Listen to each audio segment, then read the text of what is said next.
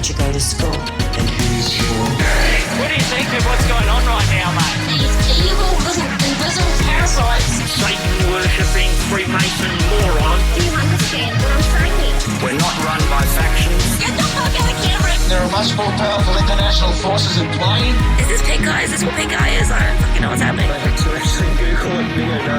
Please go outside and look at the mini quickly. It's been crazy, guys, but guess what? It's how it is, mate. Mate, because I want to do you slowly. But I ain't spending any time on it.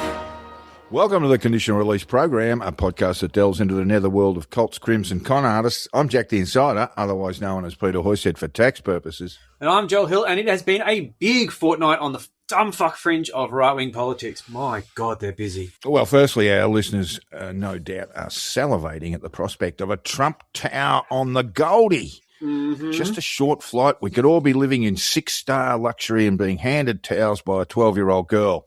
If what goes on at Mar-a-Lago is anything to go by, that's the way it'll be at the Goldie. We're going to take a look at the development put in place by real estate genius Eric Trump and a local businessman with a checkered past. Are you trying to tell me that the Trumps are associated with dodgy cunts? I cannot believe it. No. And, of course, Pizzagate lives again. If a certain Colorado congresswoman's questioning of Hillary Clinton is anything to go by. Marks, just load up your rifles. Just head on down to Comet Pizza. It's fucking time to storm the gates again. You know, those ping pong playing granddads have been getting away with it for too long. Well, they were dads. Now they're grandddads because things dragged on for so fucking long. And in very ominous and serious news, Kyle Sandilands and Jackie O have split up. Aww. Now, we look forward to the reunion tour at a date to be announced in the future. But as it stands, Jackie O has left the building. Good.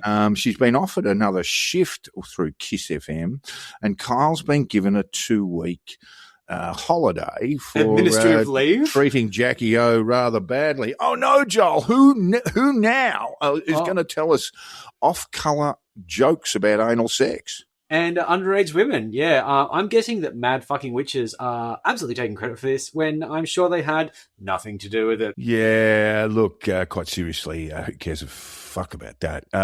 We have war in the Middle East, not for the first time, and certainly not for the first time. The place has been bathed in blood for 1,000 years. It's an active war zone, yes. And it's certainly not the first time for a war involving the US. And what has the US learnt from its previous escapades in the ME? Not much, apparently. No. But look, I know this is a big distraction from the Epstein files. We must focus on what's important. And what I need to reiterate to people is there is one group of individuals who have not been named in the Epstein files and never will be. And that is the fine folks at CBCO Brewing. You fucking know it. For all the filthy elites going over to Little St. John, gee, they were pumping fucking cans of yellow IPA. No, they weren't. I can say with great certainty that no yellow IPA tins were involved in any of that fuckery. You just know those pricks were chugging some shitty beer, some AB InBev, probably Bud Light in dresses. Be something awful like that. Graceful. And for that, they should go straight to The Hague. But look, I'm just saying, don't drink that shitty Epstein Island piss. That's People will look at you like you're a pedophile. And look, maybe they're right. Get on the tin that doesn't interfere with young women. It is CBCO all the way to the bank. And look, speaking of the bank, you can get 10% off with discount code CRP10. So jump on that shit. Yeah, beer will help us get through these difficult times. And just a brief reminder that this pod ain't free. And if you want to support the program, please consider throwing a few bob our way through the Patreon. Please do. This interferes with my life worse than Jeffrey Epstein. So head off to www.patreon.com/the Conditional Release Program. And for as little as $5 a month, you have all sorts of access to behind the paywall content where Jack does a lot of swearing and we defame people on a semi-regular basis. We do indeed. We make it our mission. Yeah. Jesus fucking Christ, Joel. I swear all the time. And right now, I swear it's time for the Conditional Release Program's news. We can defame Jesus on the main app.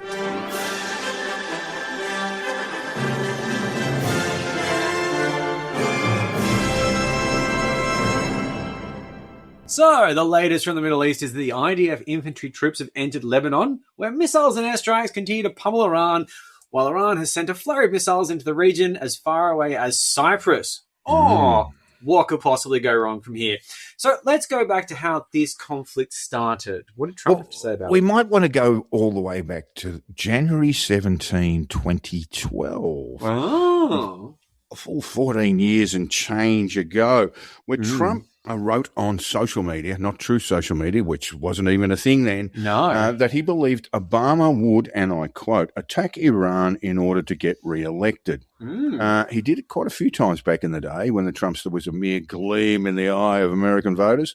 And now with the Trumpster tanking in the polls and with the midterms coming in November, he's bombed Iran. Yeah. The bunker bomb attacks in June last year led to what Trump himself said was a total obliteration, quote unquote, of Iran's nuclear weapons development program. But the conflict now 8 months later is driven by what Trump refers to as the Iran regime's unwillingness to make or sign a deal which would limit Iran's capacity to make nuclear weapons. In other words, the Trumpster reckons they're just tooling about there, whipping up a couple of nukes. Well, it's been obliterated, though. So, look, to give you a bit of a dictionary definition here, obliterated means completely destroyed or done away with, so that little or no trace remains, or blotted out completely, so that it cannot be read or discerned. That's more of your literary sort of, more of your literary definition, the latter part there. But yeah, destroyed or done away with. But means there still is a trace. So that's what the war's about. It's the trace. There's the a trace trace that was left. So this is still within the dictionary definition of obliteration, and I fucking challenge you to say otherwise. I personally would have called it Operation Chase the Trace, which I think is really like, woo, and like, alliteration. Too clever. It's catchy, You've got to have something. Catchy. Yeah. Oh, well, no, they did call it Operation Epstein Fury. Sorry, Operation Epic Fury. Yeah. When I first saw it, I thought it was Eric Fury. I thought it was Eric Trump that it was all being named after. Wouldn't that be funny? I would look, love the that talks so much. when we talk about, I was talking to a couple of mates yesterday who were talking wonks about Wag the Dog. Now, I'm not really buying that because this particular, the conflict in Iran is not something that MAGA will likely tolerate for very long. There's a lot of people who will be pissed off about it, yes. And indeed, we'll go through some of the MAGA, ex-MAGA folk, indeed, who have been pretty vicious towards Trump about this attack. I'd say now, with the Wag the Dog, just to clarify, this is based on the film. It might be a pre-existing concept. Wag the Dog. But basically, the film with Dustin Hoffman, Robert De Niro, where there is a sex scandal plaguing the president, and they decide to stage a war against Albania, of all countries, in order to distract the populace from said sex scandal. And they do all this using film, and it's great, and the ending is really good, and you should absolutely watch it. It's awesome. Well, it's actually a bit of a take of a film called The Mouse That Roared, which is a Peter Sellers film, one of those films where he plays about 25 different characters, about a small nation that basically starts this incredible conflagration. But yes, there is that bit of a sense about Wag the Dog. Look, yes, there are midterms. Despite what some of the MAGA brigade believe, Trump won't run a third term. And so he's really not on the ballot in 2028. That's the way it almost certainly will play out. And so we're just left with the midterms.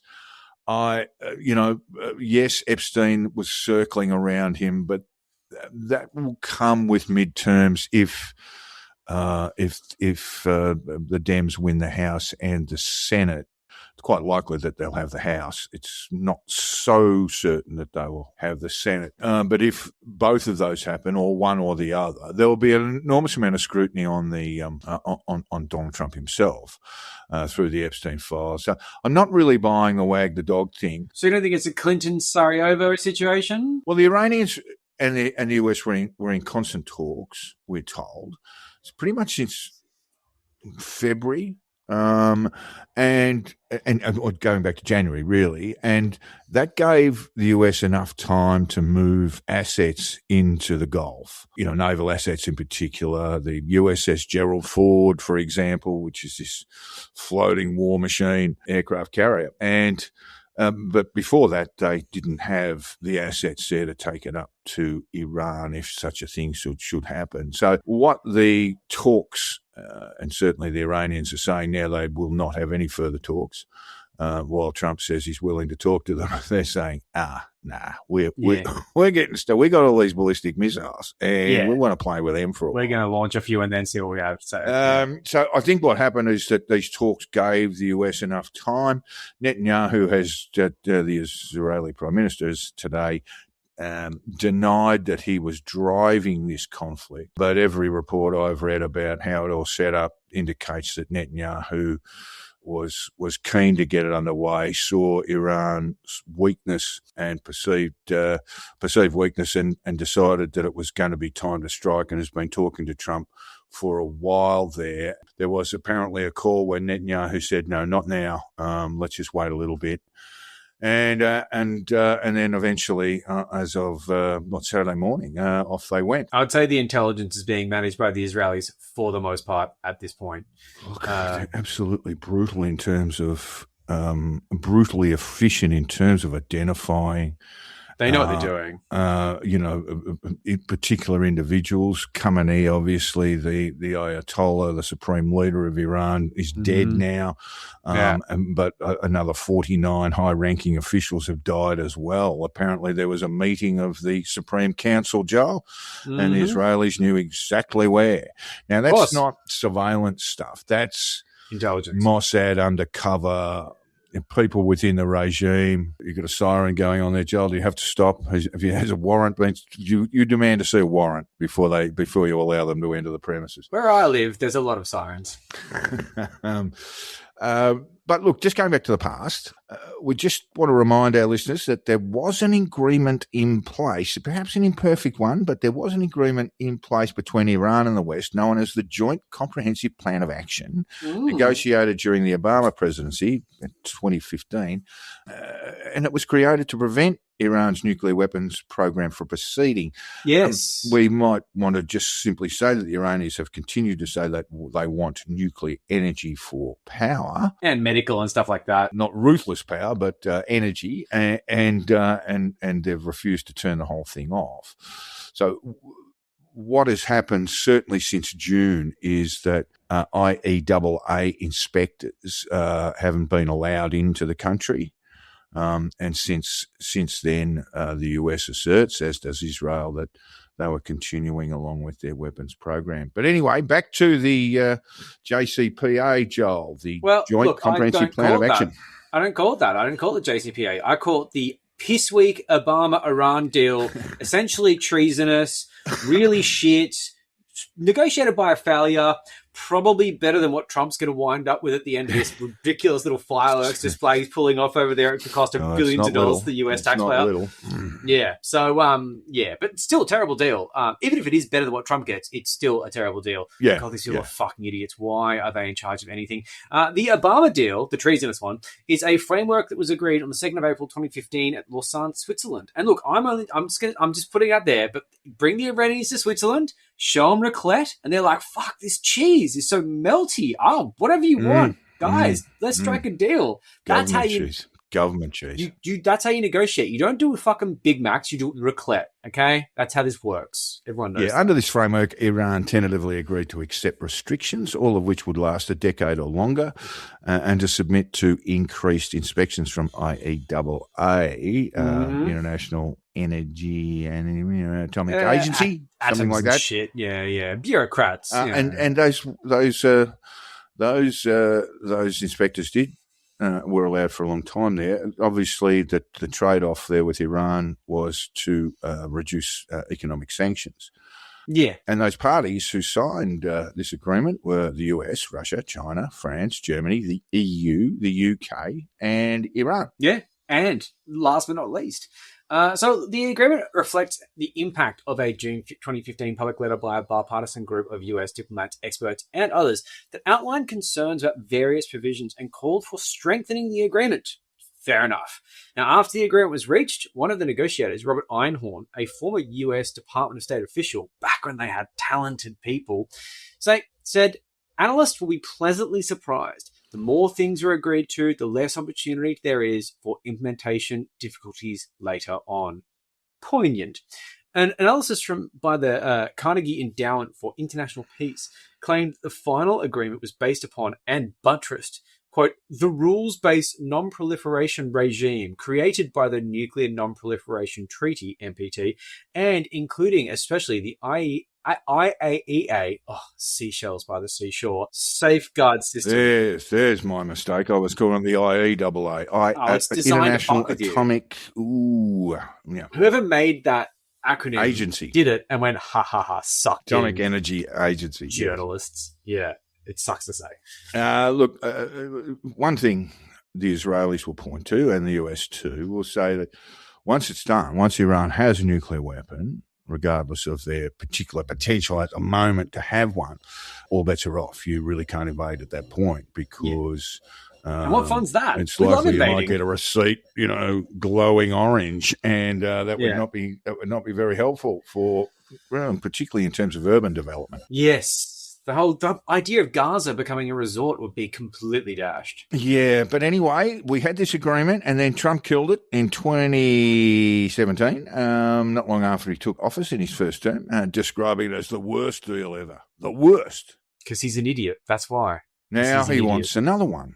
Yeah. Iran under the mullahs, it must be said, is a disgraceful regime, and frankly, we probably should have said that earlier. Frankly, good riddance should it fall, but how would that happen? It won't. Khamenei is dead, as we say, and so too are 49 high-ranking regime officials. But first, an epitaph for Ali Khamenei, and we turn to the Australia's Yoni Bashan, who's a rather wonderful writer at the Oz, who described the Ayatollah perfectly. What's critical to understand about Khamenei is he wasn't just a dour-looking despot. He sat atop a vast terrorist infrastructure that spread from Baghdad to Beirut and led a brutal repression of his people at home. He's a cunt. That's my addition. Yeah, he was a terrible person, Fuck and that guy. literally and all his mates. Literally the body count just from the January and February uprisings in a number of cities, not just in Tehran. Yeah, bad. That was brutally put down, and so pretty ugly. It's stuff. really bad. I guess what we might do is wonder where Iran is going with the old bastard gone. Will it be a moderate candidate, someone who can negotiate a peace? Don't think so. The Times reports, and that's the UK Times, London Times, the reports a 3-man leadership committee has already been named. This is an interim leadership committee, including President Masoud Pezeshkian, a hardline cleric Ayatollah Alireza Arafi, and Chief Justice Gholam Hossein Mohsenji Ejei. Mr. Arafi said on Monday that he hoped a new supreme leader would be chosen quickly. The first thing is we don't know what's going on in Iran. I mean, basically, No internet. We'll get to that in a minute. But the other thing is you've got to understand that after 40 years in power, it's not just the leadership that is invested in the regime. It's even non-commissioned officers in the Revolutionary Guard. They've entwined themselves around the bureaucracy, often corruptly and for their own benefit, and they're not likely to concede. They may be killed by the Americans, but that would be a lesser concern than being killed by their own people. So they're going to basically start. They're going to it's just going to continue along in much the same way as it had been for the previous 40-odd years under Khamenei and Khomeini before him. But we don't really know what's going on in Iran, which is really a bit of a problem. Go on, Joel. This is from the BBC. Yeah, some classic mainstream reporting. So Iran is also experiencing a near total internet blackout, meaning getting reliable and up-to-date information out of the country is difficult. Iran's civil aviation organization has said its airspace is closed until further notice. That was a bit of a question time thing today as well. More than 200 people were killed and more than 700 injured across the country on Saturday, according to the Red Crescent, and at least 153 people are known to have died in an explosion in a school in southern Iran on Saturday, according to officials. Yeah, that's according to officials. So we can't confirm that, that particular. I mean, obviously that's the number was 80 kids. 153 people at a school. Now, I saw the recently appointed ambassador to Australia, Israeli ambassador to Australia, on 7:30 last night. Mm-hmm. And he claimed that some of the intel that they have indicates that that school was actually being run, or wasn't a school at all, but it was a training facility for the Revolutionary Guard. Again, we just don't have we can't confirm that one way or the other.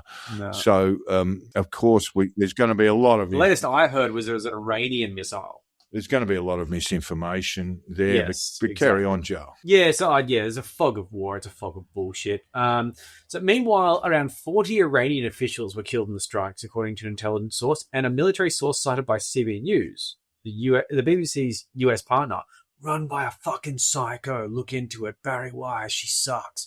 The IDF has named 7 senior Iranian defense officials as among those killed, including Iran's Defense Council Secretary Ali Shamkhani, I'm going with, Defense Minister Brigadier General, I guess. Brigadier General. He's not quite a general. Yeah, don't be such a bitch, Brigadier. Yeah, Brigadier General. Aziz Nazirzadeh. Oh, you've buried me on this one. And IRGC Commander General Mohammed Pakpour. Yes, knowing how effective Mossad can be, I wouldn't be selling those guys a lot of life insurance in a hurry. No. The bombing and missile raids from Israel and the US will continue, but everyone knows you can't bomb your way to regime change. Many have tried. Many have tried.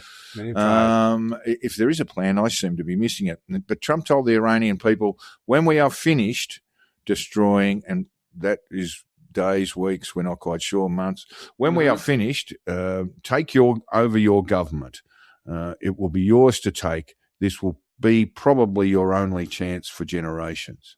Yeah, well, I can't. This is such a novel concept that I've never, ever heard before, which has never gone wrong for anyone. It went really, really well for the Kurds in the aftermath of the 1991 Gulf War, where George H.W. Bush encouraged Iraqi Kurds and Shiites to rise up against Saddam Hussein, were promptly gassed and slaughtered for their troubles. But the good thing about this is when the US sat that one out and let them all die, then, 20-odd years later, his son could return and use their deaths as part of the excuse, alongside the WMD hoax, to invade them and put in that well-needed regime change.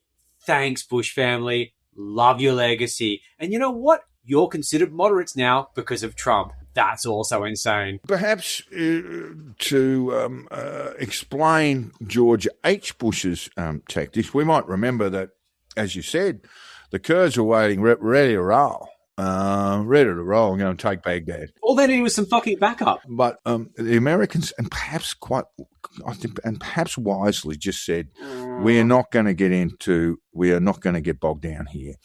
So they just left. That's and that, fucking of course, brutal, necessitated. Didn't necessitate Gulf War II. Gulf War II was, of course, justified by weapons of mass destruction, which sponsored by Halliburton. didn't exist. Yeah. But they did get the regime change, but not by airstrikes. I mean, it was troops on the ground. It was a complete disaster. I mean, initially, like Gulf War One, Gulf War II was reasonably effective. It did bring about regime change. There was a significant body of people in Iraq who wanted Saddam Hussein gone. Yeah. And so that's the way it played out. And then with all of the CIA and intelligence people trying to rebuild Iraq in a safer way, they all got replaced. A new sort of group from the Cheney had sent across had decided that, what the best way to bring about, an effective reform of Iraq for a long period of time was 3 things. They demobbed the army, 900,000 strong army at the time. So those people were just sent away with their weapons. Oh, fuck. And throughout Iraq, there were these caches of weapons stored everywhere from previous members of the Iraqi army. They de-Baathified the Iraqi society, essentially. And that not just meant that Saddam and his crazy sons were gone. It meant that basically everywhere in public administration where the Baathists had Monopolised most power. of them good people who knew how to build roads, people who knew how to create Bureaucrats. education systems, all these sorts of, that was gone. So all of a sudden Iraq had no capacity to manage itself. Look, there were other failures as well, but that led to a great incursion from the Iraqi people, particularly from the Sunnis in the north.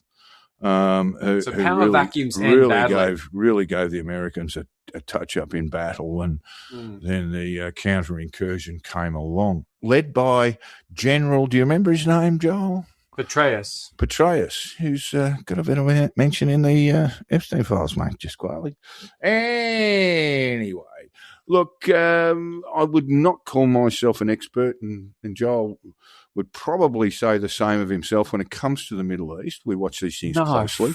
No. But one person who is Roger Shanahan, and this is what he wrote in yesterday's SMH. Let's just pretend I said it, though, because I thought all this up myself. It may well be that Washington has a well-thought-through plan for a legitimate post-revolutionary governance structure, but its track record is poor in this regard. As we just said, yeah. On the money there, Rog. So, alternatively, it might be satisfied with the emergence of a group of more pragmatic, less ideologically rigid leaders to fill out the regime's new positions of authority. We sort of covered that too, and not good. How do these power vacuums work? I've never seen it happen. I'll never know. A leadership that is less threatening to the region and that will give up any nuclear aspirations. It's a big ask for the current government and security apparatus to do this, though, because without its ideological underpinnings, the revolutionary Shiite Islamist project is nothing. Yeah, that's the thing. Yeah. So it is. There's a lot of God involved in both sides, to be fair. A more pragmatic ruler and ruling clique may be possible following the demise of Khomeini, where there is the desire, willingness, or even the ability to reform the current theocratic system while still maintaining its Shiite Islamic character is another question altogether. Arguably one that shouldn't be asked, because I think secularism is the future for Iran, but whatever. For true believers of the Shiite project, resistance against overwhelming odds is a foundational narrative for the Shiite faith. To what degree the unpopular regime is able to harness this into a kind of religio-nationalist sentiment sufficient to absorb the punishment meted out by the air campaign, or whether its stocks are so low that people seek to hasten its end regardless of the cost, will define whether Trump's high-risk reward move results in the collapse of the Islamic Republic, or whether it hardens its resolve to survive and simply results in a recalibration of its immediate strategic direction. That was the longest fucking sentence in history, Roger. Yes, that's why he's an expert, Joe. That's why Roger's an expert. But what he's saying is absolutely right. That regime change, by willing it, is not going to be sufficient, and what's going to take place after the death of Khamenei, much loved by most of the planet, but not all of those in Iran, is that we're probably going to get more of the same, just because this thing has been wrapped tight into government, into public administration, 4 decades. Just one thing I wanted to mention, just the ethnic breakdown. In Iran, there are a number of Jews. They are a distinct minority. There are a number of Jews who live in Iran. Approximately 80% of the population begins to the Farsi-speaking, sometimes called Persian, and that is the ethnic group of Persians who make up 61% of the country, followed by Kurds, Lurs, and Baloch. The largest minority group is Turkic-speaking, mainly Azerbaijanis, along with smaller populations of Arab, Turkmen, and other groups. The other thing I would say about Iran is what happens in the cities is very different to what's going on in rural areas, in country areas around Iran. And what I would say is it's very similar to our own politics here, where we've got one nation, quite popular in rural and regional Australia, but in the cities, not at all. So you're going to find that there is still significant support for the Islamic Federation. So when we get back to all of this, we say regime change is unlikely, but the way it's going, because those Iranians who would seek to overthrow the regime, for the most part, have no weapons, while the Revolutionary Guard is armed to the back teeth. It's another big thing. You can take the streets, and if you go in significant number, you're going to be a handful, but the other guys have got guns and you don't have guns.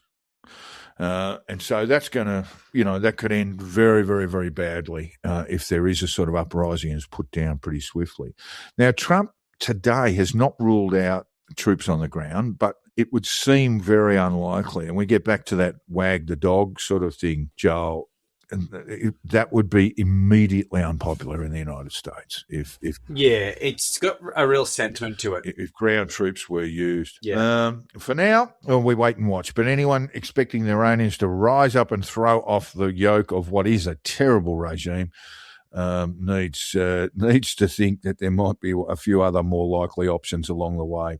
The other thing we did want to mention is our good friends in MAGA have not taken the attacks on Iran all that well. What have you been seeing, Joe? I saw Marjorie Taylor Greene say, we voted for America first. I'm sorry, I'm talking like Pauline Hanson now, which kind of works, but she's from Georgia. Yes. MTG. We voted for America first and zero, all in caps, wars. Tucker Carlson said the invasion was absolutely disgusting and evil. Alex Jones took the MAGA shit off for a while, took the red hat off for a while, and said Trump's huge. It's all in caps, huge, just so you understand that it's really big. Yes. Trump's huge gamble accelerates the world's trajectory towards a nuclear world war. Yeah. So sure about that. And our good buddy Andrew Tate, who, if his social media is anything to go by, is actually in Dubai. Why would going into a war with Iran benefit anybody in American, I think he meant America, at all? Yeah. He's offered the rhetorical there, has Andrew Tate. Real profound thinker, Andrew Tate. We all know that. Yeah. So there's just sort of pro-Trumpers. And I know Tucker Carlson's sort of split with Trump a fair bit. He's kind of like, he's just dripping anti-Semitism these days. He's also just a Russian plant, right?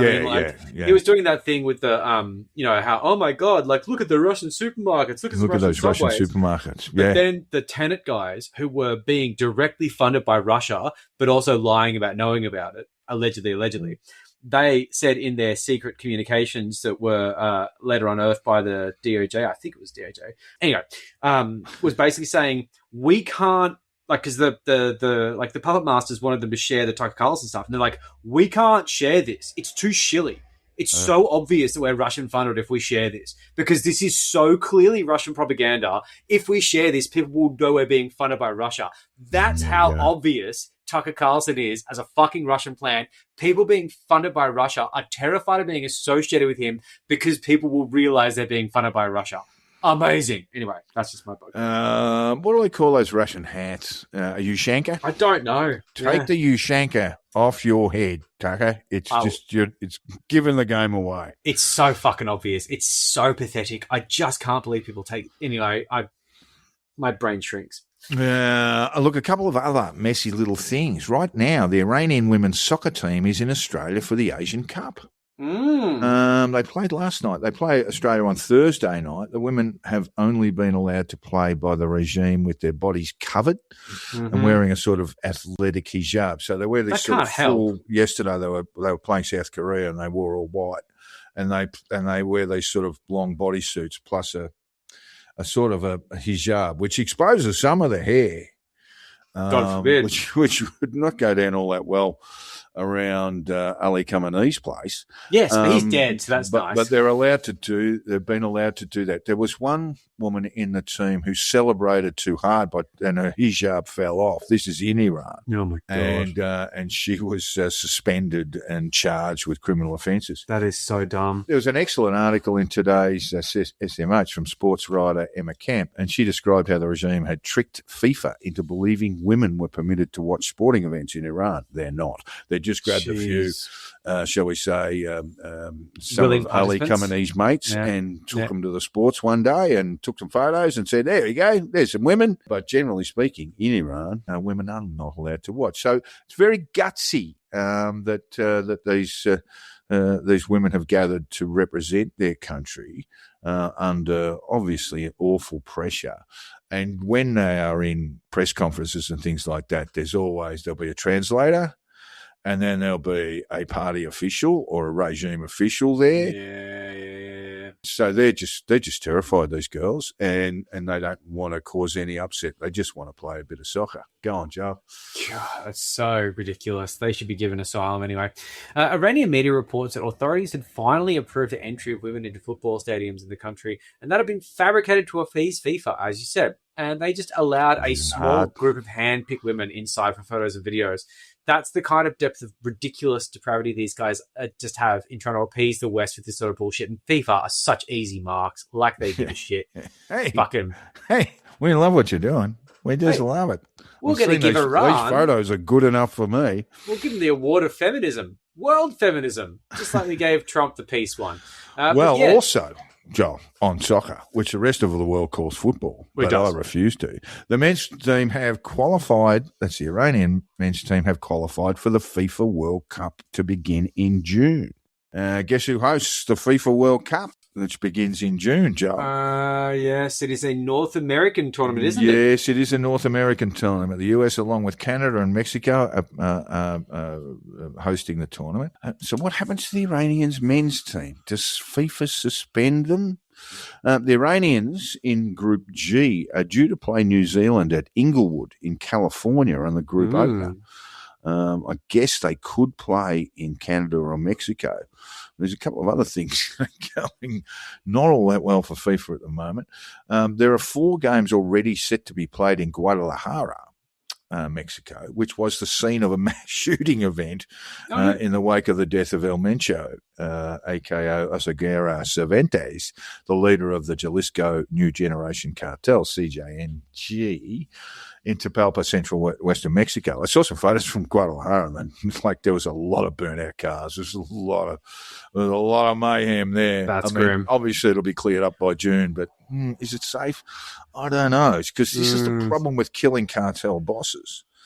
And while the Mexican government refused actual on-ground support by the US, it is likely that they were tipped off about the whereabouts of El Mencho from the US, from the DEA or the FBI. Yeah. And they've gone and taken him out. It's cost them a lot in soldiers, their own police force, special operations and stuff. I think 7 dead. And then there was this incredible rollout of violence in Mexico. And this is what happens whenever a cartel boss is killed. And there is an immediate violent response, both from within the leaderless cartel in a battle for power, while other cartels, in this case, Sinaloa, we all know them.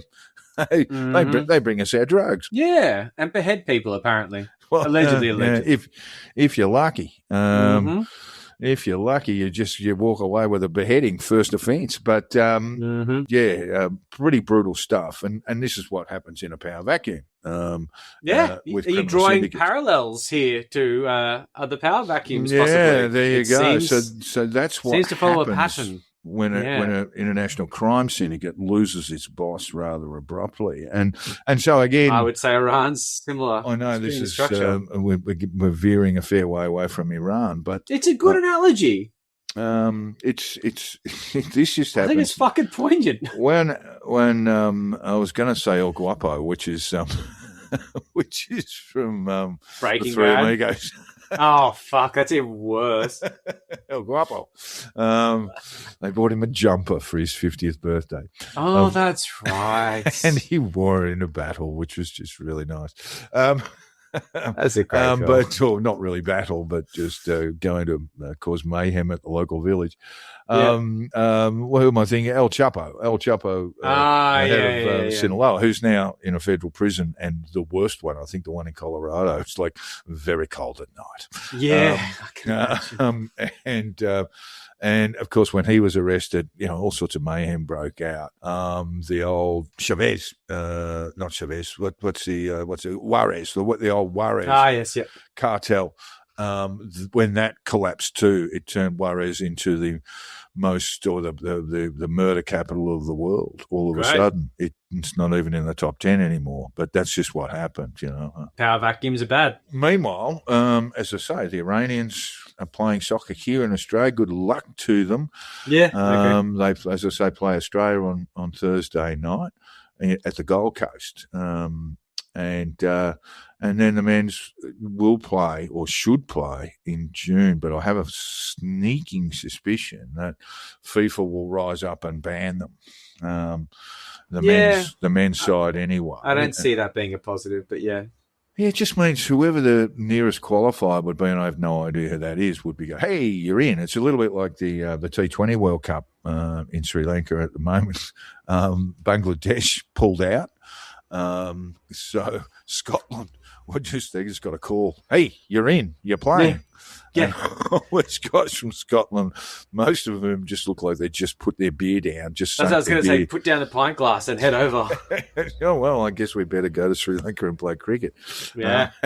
And Dustley didn't do all that well. Didn't do great, no. Yeah, I mean, look, I would think so. The Iranian women, they'd be again. They've all got family members at home. They're not going to play up, right? They're not going to seek asylum or anything like that. They'll just pretend that, you know, that they're supported back home and all this sort of stuff. And, you know, gutsy effort, I reckon, anyway. It's a little bit like an Afghan women's cricket team, for example. Yeah. You know, I mean, you just don't put your head above hard work. Water.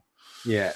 All right. Yeah, well, Joel, Hillary Clinton has been deposed before the House Oversight Committee. What'd she get? I've seen a few little clips. What'd she get up to? She has indeed. She's angry. Yeah, for some reason, Hillary Clinton was compelled to testify in front of the House Oversight Committee's Epstein probe, despite having pretty much nothing to do with it. Now, Bill being asked is reasonable. He's, in the files. Now, Steve Bannon being asked would make a lot of sense. But has he been? No. Let's not pretend this is an inquiry made in good faith to actually work out what happened. This is dopey theatre for dopey people. And I tell you what, that pool of dopey people is getting fucking small. It's not fooling a lot of the usual suspects. The Victoria's Secret guy, when he was deposed, I think wasn't that last good. week. Lex Wesner, yeah. Lex Wesner. None of the Republicans turned up. Mm-hmm. Not interested in that. Mm-hmm. Anyway, while images released from the career idiot Lauren Boebert. It sounds a little bit like a frog farting. It does. Career idiot Lauren Boebert to Russian-sponsored right-wing intellectual nobody Benny Johnson derailed the supposedly closed-door hearing. There's supposed to be photos, you see. Videos have been released of Clinton, that's Hillary, answering some of the dumbest fucking questions conceivable. It was unbelievable. I did see some of it. So shit. Oh, anyway. So, look, Boebert, who, to her credit, has at least on face value been trying to get justice for the survivors. She sort of did with the whole Marjorie Taylor Greene sort of split and all that sort of stuff. It took her a while. It took her a while to come to that realisation. A lot of them haven't. Not so much Nancy Mace. To be fair, yeah. But still, a lot of Republicans have really towed the line on this. She actually did show at heart that she's a useless swamp creature with shit for brains when she asked Hillary Clinton whether she found any reference similar to Pizzagate in the Epstein emails.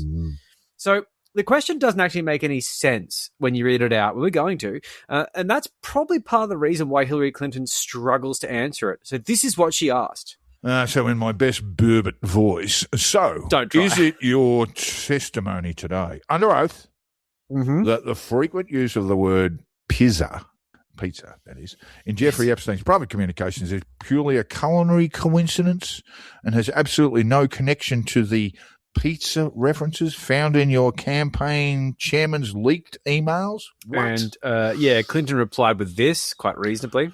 I am here to discuss a criminal investigation into a sex trafficker, not to indulge in internet hallucinations. Ooh, got you there. The word pizza usually refers to pizza, Congresswoman. Now, look, there's a whole dialogue here which I did look up and I chose to omit because it was way too long. But Bert is not easy to be defeated in these situations. But at the same time... She tries hard. She's an idiot. She is a real idiot. But she was kind of knocked back there. You know, it is what it is. So instead she did the obvious thing and moved to aliens, asking this. Since you're so quick to dismiss the files... How do you explain the correspondence between Ghislaine Maxwell and associates regarding non-human intelligence? And she fits under that character. She really does. Just non-human intelligence. By God, how does she do her shoelaces? I've seen Labradors are a bit smarter than Boebert. But anyway, she said, how do you explain the correspondence between Ghislaine Maxwell and associates regarding E.T., the sequel? And the classified briefings you received as Secretary of State on this very topic. That's so fucking mad. But anyway. It is. And look, Clinton dismissed all these things, but the thing that happened quite soon after this is, unfortunately, we didn't find out whether aliens are real because Boebert leaked that picture. Yeah, she did. And when she did very that, naughty. The hearing was suspended, and that derailed this vital line of questioning, which is directly relevant to elite suspected of trafficking underage women for sex. So glad she's there to protect the survivors from what? Yeah, from aliens. The fuck from aliens. Yeah, dickhead.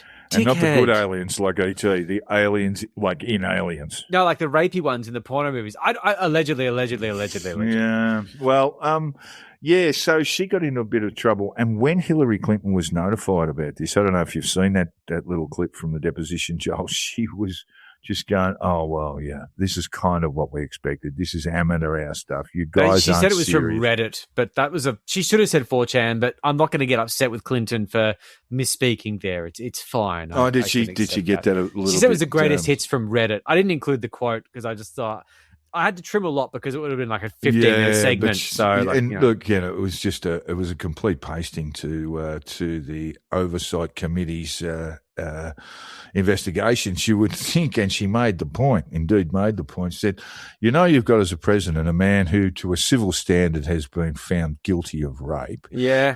And then went on to say, he's also in the fucking files. He's also been convicted of financial crimes in trying to cover up a relationship with a porn star. She said, I would have thought, pretty good place to start. When we're talking about a sex scandal. And I thought, Hillary, she's not having any of this shit. No. And you know what the worst part of all this is? The whole alien pivot, it didn't work. So Trump had to invade Iran. But look, I just want to say that everyone's going to take the wrong message away. Ross Coulthard was listening. Yeah, I bet he fucking was. About time. Yeah, I've been predicting this for the last 20 years. I knew she knew something. Now, I just want to say that when it comes to the Iran thing, everyone's going to be pointing fingers at everyone. I know the Iran war is Clinton's fault. Well, he did start it. No. It's Hillary Clinton's fault for not answering the alien question and distracting us from the Epstein files. So if it goes badly, it's Clinton's fault. But if it goes well, it's Trump's endeavor. It's all him. How far are we going back here? I mean, Nixon. Nixon in the Middle East, certainly Iran. It's a busy place. Iran and Carter. Was probably the end of his presidency there, before it ever really began. Until they sold weapons for nothing. Look, we're probably just going to sort of wrap this up, the war and the Hillary stuff. And I know I've told this story before, listeners, so do bear with me if you have heard it before. The magnificent Mark Colvin, late Mark Colvin, wonderful journalist, wonderful foreign correspondent. Good friend of my sister. He was in Iran. He was in Tehran in 1979 during and witnessed the Islamic Revolution. Yeah. Is that where he got sick? No, that was in Rwanda. That's another story. But after the revolution, or after the Islamists and Khomeini assumed power, they picked up all the journalists in Tehran, all the foreign journalists, all the Western journalists, in little minibuses and took them out. And that's right. Mark was thinking, and I'm sure the other journalists were thinking the same. We're just going to get chopped here. We're going to get we're fucked. Yeah. So they drove out some distance outside of Tehran to this enormous quarry and drove in there, and there's just bodies everywhere, just dead bodies everywhere.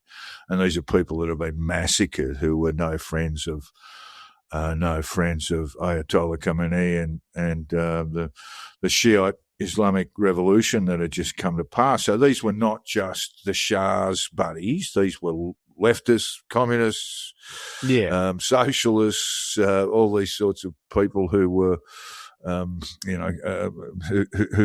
the regime knew would not get on well there. So they were all murdered, and then they were all ordered out of the bus. The journalists were all ordered out of the bus, including Mark, and they think, well, this is going to be it.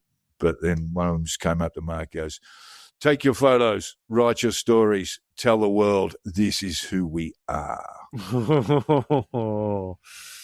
Oh, man. There you go. And that's from Mark told me that himself. It was quite chilling. Anyway, we must move on to more important matters. More important matters indeed. This is an interesting one, though. I like Trump Towers on the Gold Coast. It's got to happen. Yeah, it has to. It's a seamless. It's more likely to be there to fit right in the Goldie than it is in, let's say, Miami.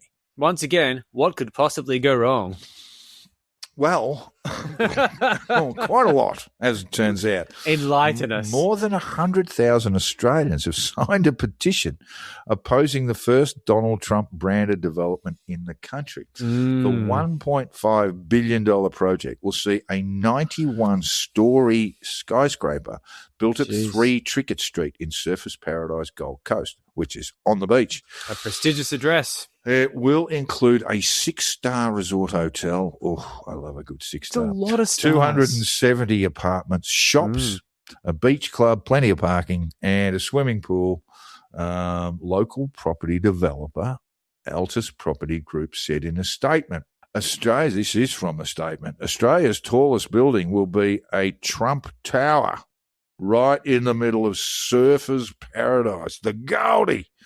It's great for Queensland tourism and fantastic for Australia. I'll probably question that a little bit. But anyway, well, we know that the Trump organisation is on board because Eric Trump is all over it. Eric, who loves his dad. Love your dad. Yeah. Posted this on X on February 24. Blessed be. So I am so proud to announce what will soon be the tallest building in Australia, Trump International Hotel and Tower, Gold Coast. Ooh. This marks our first venture into Australia, an extraordinary country in every respect, and I couldn't be more excited to help shape its iconic skyline forever. More to come. What? Australia has a skyline? Yeah, I don't. Gold Coast has a skyline. Sydney has a skyline. Brisbane, Melbourne, but not all over Australia. I don't put all have skylines. I put that into an AI detector because it's got the double M dashes, which is very emblematic of ChatGPT, and it said that it wasn't written by AI. But God, that reeks of AI. Yeah, it's just so generic. Well, the double dashes. Yeah, that's kind of. You can get away with it. I use them a bit myself. You can get away with it instead of a colon. I just do one dash. A dash is fine. You don't need to do 2 dashes. A semicolon in this case. This marks our first venture into Australia. Semicolon, an extraordinary country in every respect. Comma, and I couldn't be more excited to help shape its iconic skyline forever. More to come. But he obviously, Eric, being the brain genius that he is, has decided, well, fuck that. Semicolons, commas, can't even find them on a keyboard. I'll just go the double dashes. He almost certainly had someone else write that for him, and I'm sure he can't spell. Anyway. He's a kind of arrogant fucker who sees like a red line under a word and goes, nah, I got it right. Spell check, got it wrong. Does have that terrible skin. He does. Let's not forget that. So who is the developer of this wonderful project? Who is Altus Property Group, and who is its CEO, David Young? You're going to tell us. This from the Australian Financial Review on 1 March. Oh, shit. I'm going to tell you if that's right. A post about Young on the Altus Property Group Instagram account says he was, quote, born and raised in regional Queensland. Hooray! But a search of regulatory documents reveals the 60-year-old developer was born in Richmond, Virginia in the United States, which is heaps far away. That's like a long bus He's ride. a pretend Australian. Get Skippy on this. He's going to be pissed. The Altus website notes its founder has 40 years of experience in, quote, signature development across 4 states. But there is little to be found online about these projects, save for the 4 subdivisions currently underway. So it's an aspirational statement, apparently. Yes. In his now deleted blog post, Young wrote that his Gold Coast project will be funded entirely by private investors from Singapore, Hong Kong, the United Arab Emirates. Got plenty of money. Might throw Plenty in of money. a fucking plane. And the United States. But probably not all that much from the Trump family. No. I looked through. No. Oh, sorry. No, we must move on to the AFR again, Joel. Oh, that's stole right. your words. Go You've for it. Thrown me in this shit again. A look through Young's history as a company director sheds light on the developer's past. Since 1987, Young has held director roles at 46 different companies. Ooh, that's a lot Loves of companies. variety. Only 17 of which he's currently a director of. Maybe a few of them have fallen by the wayside. Oh, look, just weren't worth the while. What a weren't worth shame. his while anymore. Companies come and companies go. That's what Phoenixing is. Among them was a company called Crew Lodge Proprietary Limited, which Young was a director of at various times in 1997 and 1998, and between 2000 and 2004. Crew Lodge Proprietary Limited owned the Rose and Crown nightclub on the Gold Coast, which, despite a court battle, was demolished to make way for the Seoul apartment tower. Regulatory documents reveal Young was declared bankrupt in 1991 and again in 2010, and you'll notice that those dates are between those dates. Young said in the 1991 instance, it relates to when he was a co-owner of the Railway Hotel in Yeppoon in 1988, and he said he struck a deal to repay the debt and have the bankruptcy annulled, which should have been reflected on the ASIC records. But they weren't. ASIC. Damn that you. ASIC Damn you. and their inefficiency. Get your shit together. I'm definitely not lying. It's them who made the mistake. By the way, I just wanted to interrupt and say that we do not allege at all that David Young is involved in Phoenixing. We do not allege that at all. So let's be absolutely clear about that. No, that was a reference to the practice of Phoenixing and not what he was currently engaged in at the time. And I'm sure that our listeners who don't know who he is, nor have any preconceived notions of his reputation, have any changes to their thoughts on Young going forward. Yes, and not so much Phoenixing. It is a bit of it must be said, a bit of a property developer's thing where you do engage in, multiple companies to develop one particular site, then another one, and then another one, and another one. So, and then a lot of the companies. development is done. Obviously, he's had some problems in 1991 and again in 2010 when he declared bankrupt. But look, I think owning a pub in Yeppoon is just the next step from that is running Trump Tower's Goldie. Oh yeah, totally. It's just the sort of skills you need in Yeppoon. It does seem a bit of a big step, I must say, but I think you'd be able to do it. There are also hacking allegations made against Young when it was alleged $1.76 million was transferred to an account from the CBC during an online testing process. Oh, that's very thorough. Young was charged, but the charges were later dropped. There were others who fell afoul of the law. Oh dear. Angelina Jolie, I'm sure, is one of them. Bottom line is that Young is a regional Queenslander. Perhaps not born there, but that's where he's made his bones, so to speak. And with little or no action in the big time. There is no development application as yet.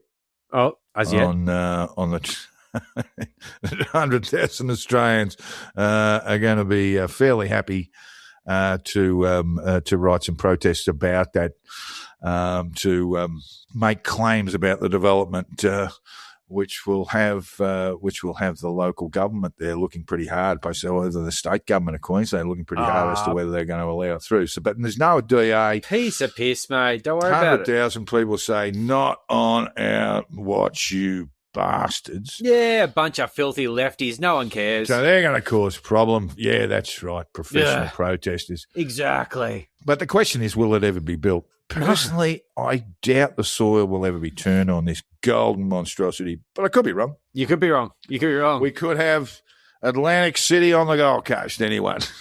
Yeah. How did that pan out again? Imagine the buffet. If it ever was to buff, it would be real good. How do you lose money running fucking casinos? He's a fucking idiot. How do you lose money running a casino? Oh, man. It's just super cringe. The guy is not a good businessman. And anyone who believes otherwise is a fucking idiot. He made his money in reality TV. Anyway. Yeah, it's really hard to do. Just even James Packer made a bit of money, you know. sort of. Oh, God. It wasn't good for him. But he's a degenerate gambler, so at least he understood the way No, it he's not. fucking I worked. don't think he's much of a punter at all. His old man was. Are you sure? No, I don't think James is much of a gambler. Okay. Well, listeners, send us in with a correction yeah, there. no, look, by all means, correct me if I'm wrong. My standout memory of James is that he invited the Australian cricket team on his boat, his super yacht, and he just sat there on his own, just staring, you know, at the table, basically, while everyone else had some drinks. And That's pretty fucking occasionally grim. people would go over to him and say, "Hey, how you going?" He go, "Yeah, I'm." I believe his friendship with the young Murdoch is around poker. But anyway, that's all the story. Look, I'm not saying he doesn't have a punt, but I'm not saying, but he's not a big gambler like his old man was. His old man basically break casinos, you know. But he is good buddies, of course, as we do know, with Benjamin Netanyahu. Oh, interesting. Of which the corruption charges are still sort of floating about. Yeah. Well, would they're in relate the to background at this point. various gifts that came from James Packer and other people. Ah, okay. Interesting. So there you Interesting. go. We must move on, of course. We must. Because AI is woke, Joel. It is now. I mean, it wasn't before, but now it is. Well, it kind of was now, before. right. I mean, look, I thought it was always. We've right. known for some quite like ages now that AI is woke. This was the surprising one that Grok was coming under this sort of repeated fire. Not really from the establishment, but it's slave master Elon Musk, which was being this big binary blue-haired pussy and just sort of repeatedly calling out Elon for being a fascist lying piece of shit. Bad bot. It's not doing great PR for him. I see it all It's the not time. what you're meant to do. Now, I personally, my dog hasn't called me a fascist lying piece of shit once. I'm the dog's owner. I don't know. Like, it just feels like that's more of a loyalty than the bot. If my dog did call me out for being a fascist piece of shit, I'd probably listen to it. Anyway, look, what is woke? The Overton window is shifting. It's shifting fast, folks. I don't like it. But at one point, it was all about being okay with the gays. Okay, cool. That's fine. That's not hard. Then it became sort of standing with the trans kids. Some people sort of fell off the boat there and freaked out a bit. That's fine. Okay, whatever. Big dicks. Then it bounced around something about migrants having feelings and having empathy towards brown people. I just feel like that's where it's sort of like sitting around now. And I find it very difficult to keep up. I'm not quite sure where right-wing fascism is landing or starting or finishing. But look, all this is just culture war nonsense. I don't want to get caught up in this. This is a distraction. The real war is war. That's Iran. It's just war in general. I mean, there's a whole department now. So the issue with that is the military is woke. This is very deeply upsetting.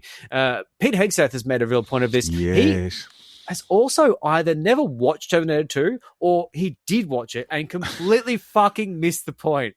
He thought Arnold Schwarzenegger was Jesus. Yeah, and he's like, you know what? I actually quite like Robert Patrick's his thing. He's doing some cool shit.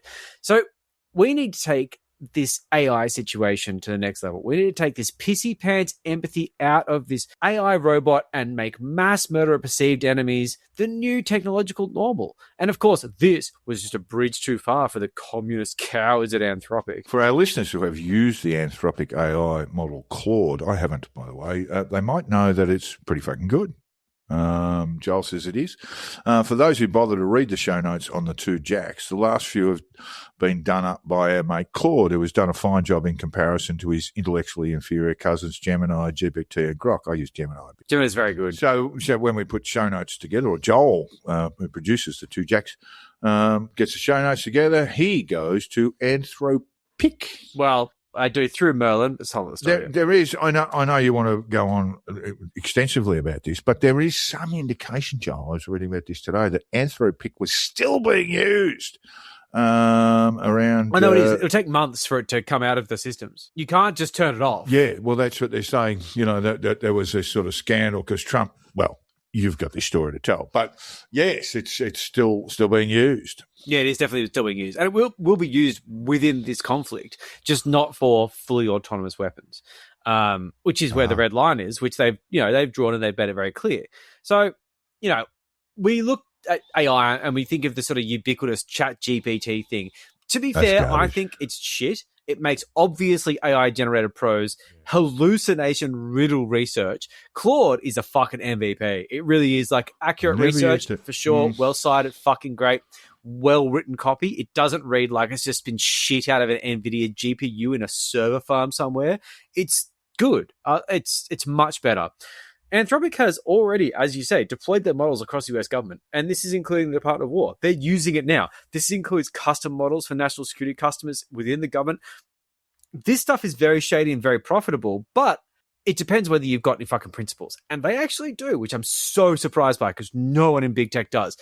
So Anthropic made the critical mistake of actually believing the US government was like a good faith trading partner. Whoops. And in doing this, they've actually refused a lot of business. They refused access to Chinese enterprise customers who they could have legally. And they've had this sort of America First business model, which is, I'm guessing, if anything, in self-interest. Cost them a few bob. It's cost them a few bob. They figured that, I guess, it was probably better to bet on the US government. Most middle powers have realized that's not smart. So this is to the detriment of their profit margins and absolutely, unfortunately, I would say, to posture for government money. I don't think it was necessarily altruism. But, like I say, they found a line and they didn't go past it, and I respect that. But as usual, in this instance, going against Trump and his idiot lackey Hegseth has resulted in long-winded tantrums. I'm not going to publish them here because they're so long. Essentially locking Anthropic out of US government contracts entirely, with Hegseth calling them a, quote, supply chain risk for their refusal to play ball with the department's insane request. And they are fucking insane. I did see, and I don't think it was AI. I did see a photo. It was taken basically through what seems to be the White House, one of the White House windows, with Trump just absolutely screaming at Hegseth. Yeah. And it'd be like, why isn't this war over? Something will be happening. You told me it'd be over by now. Yeah, something will be happening. And it's just idiots bouncing off each other. And when it comes to Anthropic, it drew the line at two things: using their models for mass domestic surveillance, and the big one, using their models for fully autonomous weapons. Yeah, there's your line. Arnie Schwarzenegger line. Yeah, it is. But look, I know what you're thinking right now. Look, what is actually wrong with fully autonomous weapons? Right, like the Department of War. It's not defense. It's war. It doesn't suck. It fucks. You know, like we need to kill the Department of War. The Department of fuck you. That's what it fucking is, bro. Not only do we need to kill all enemies, but we need to kill all enemies, both real and perceived. And I think we should rank them according to their popularity on Twitter polls, because that's how we should do this. We've seen that the Department of Defense or Department of War actually do pay attention to these things, which is fucked in the head since it's all run by bots. Anyway, look, that's not good. It can go badly. I'm stating the obvious here. And yeah, sure, not for people you immediately care about or anyone Pete Hegseth gives a fuck about, but I've seen movies where all of this goes really pear-shaped. And I must admit, the whole thing about learning from history sounds boring as fuck. Yeah. I'm always, you learn history so you learn not to repeat it. Shut up, nerd. But at the same time, learning from movies... Shut up, nerd. We're building some weapons here. But learning from movies is common sense, right? You see a movie, bad shit happens. You don't do the thing in the movie that made the bad shit happen. But like heaps of movies are based on the thing they're doing. Bad shit happen at the end. So, but that's these movies are coming from Hollywood pedophile rings, Joe. Oh, they fucking delegitimize movies. Oh man, we're never going to learn anything. Oh, anyway, we're so Anthropic said fully autonomous weapons, partially autonomous weapons like those used today in Ukraine, are vital to the defense of democracy. Even fully autonomous weapons, those that take humans out of the loop entirely and automate selecting and engaging targets, close brackets, may prove critical for our national defence. But today, frontier AI systems are simply not reliable enough to power fully autonomous weapons. We will not knowingly provide a product that puts America's warfighters and civilians at risk. This all sounds fairly reasonable. We have offered to work directly with the Department of War on R&D to improve the reliability of these systems, but they have not accepted this offer. In addition, without proper oversight, fully autonomous weapons cannot be relied upon to exercise the critical judgment that our highly trained professional troops exhibit every day. They need to be deployed with proper guardrails, I should say, which don't exist today. It all sounds pretty reasonable, Jack. Sorry, Joel. I'm Jack. Yes. And I'm not your fucking cousin. It looks like it's at least Anthropic has seen Terminator 2. Yeah, actually, not more like sounds like you're a massive pussy. So I think the idea of proper guardrails are embarrassing as loser shit, and I think you should grow some balls. Anyway, so I just want to say thank you to Sam Altman and the Patriot ChatGPT. ChatGPT's assistant Sam Altman was the one who was talking about this, but ChatGPT and Sam Altman, I guess we could put them equal pegging in the power thing, and by pegging, I mean that literally. It's very sad because both of them are happy to jump into bed with Petey Hegseth and build a robot war machine that cannot possibly go wrong. And I'm just saying, yeah, America. Fuck yeah, America. But in a strange twist of the story, Altman said after this Altman from palaver, ChatGPT said 2 of our most important safety principles are prohibitions on domestic mass surveillance and human responsibility for the use of force, including for autonomous weapon systems. It should be weapons, but anyway, go on. Mm-hmm. Oh, he also said the DOW. Yeah, the DOW. Agrees with these principles, reflects them in law and policy, and we put them into our agreement. That was, what's his first name? Sam Altman. Yeah. Sam. So that's odd because that's what Anthropic were blacklisted for. They're insisting we don't want to do on that. the guardrails, but then they said that they were in place. So what's happening there, mate? It's a mystery. It is a mystery. It really is. Well, it's not a fucking mystery if you read the next paragraph. Okay. According to The Verge, sources say the Pentagon didn't actually budge on anything. They just lied. I wonder if Sam actually wrote that statement or he just got his models to do it, just like the murder and the surveillance. Get other people to do it. If you can't get people to do it, you get the fucking robots to do it. This is genius shit. Blame the robots. Sam is playing 560 chess, mate. 70 chess. Let's make it 8. So the keywords here are meant to be any lawful use. And now this may rely more on laws that don't exist more than passing laws to facilitate it. Because you don't have to make something legal, you have to make it illegal. You have to disprove a negative type thing. That's how laws work. So OpenAI has said, or depends on other, I'm not going to go to it. But OpenAI has said they will do whatever the Pentagon likes as long as it's legal. Whatever you want. What's legal? What can we do for you today, What's sir? legal? Have we put it through a court yet? Have we tested that law? Is that going to take 3 years to figure out? Is that after we care? And they're getting advice on questions of, is it legal from Pete Hegseth? Yeah, and chip packet lawyers that Trump pulls out of beauty pageants. I'm sorry. I don't believe the concept of I think it's legal anymore because it really becomes this thing of like, we're going to push this through a 3-year court process and call it legal until we're told it's not. That's how laws work now. Welcome to the fucking Western world. We're killing it. We're doing naturally great. Has been met with protest. Many people posting that they have cancelled their ChatGPT Pro subscriptions, and Anthropic being widely praised publicly for their stance. They bless them. Definitely won the PR war. They did, yes. But with Claude topping the App Store charts in the US following their refusal to play ball with the fat-phobic former Fox News host that now somehow runs the US Department of War. Look, the financial hit to Anthropic isn't a killer blow. Now, according to competing AI model Google Gemini Pro, who I forced to give me numbers because we don't actually know how much this is going to cost. I'm like, tell me numbers, you motherfucker. So this is probably hallucination. But the contract with the Department of War is apparently around $200 million US. But the main issue lies in the blacklisting. So the Trump administration has gone this whole scorched earth shit because anytime anything doesn't go their way, it's like, we're going to fucking destroy you cunts. So companies that do business with the US government, which is a shitload of businesses, are now are going to look at this situation and say, we have to push Anthropic out of our systems. We can't have them in here because we're going to be shit canned and we'll have our security clearances taken away. This includes weapons manufacturers like Lockheed Martin and shit. So this will cost Anthropic anyone business. really who's sort of attached to the bureaucracy, whether it's the Department of Transportation or Health or whatever it is. It's the tentacles are fucking endless. So Anthropic does a lot of business in the enterprise sector. This is a large part of their capital base. So their income.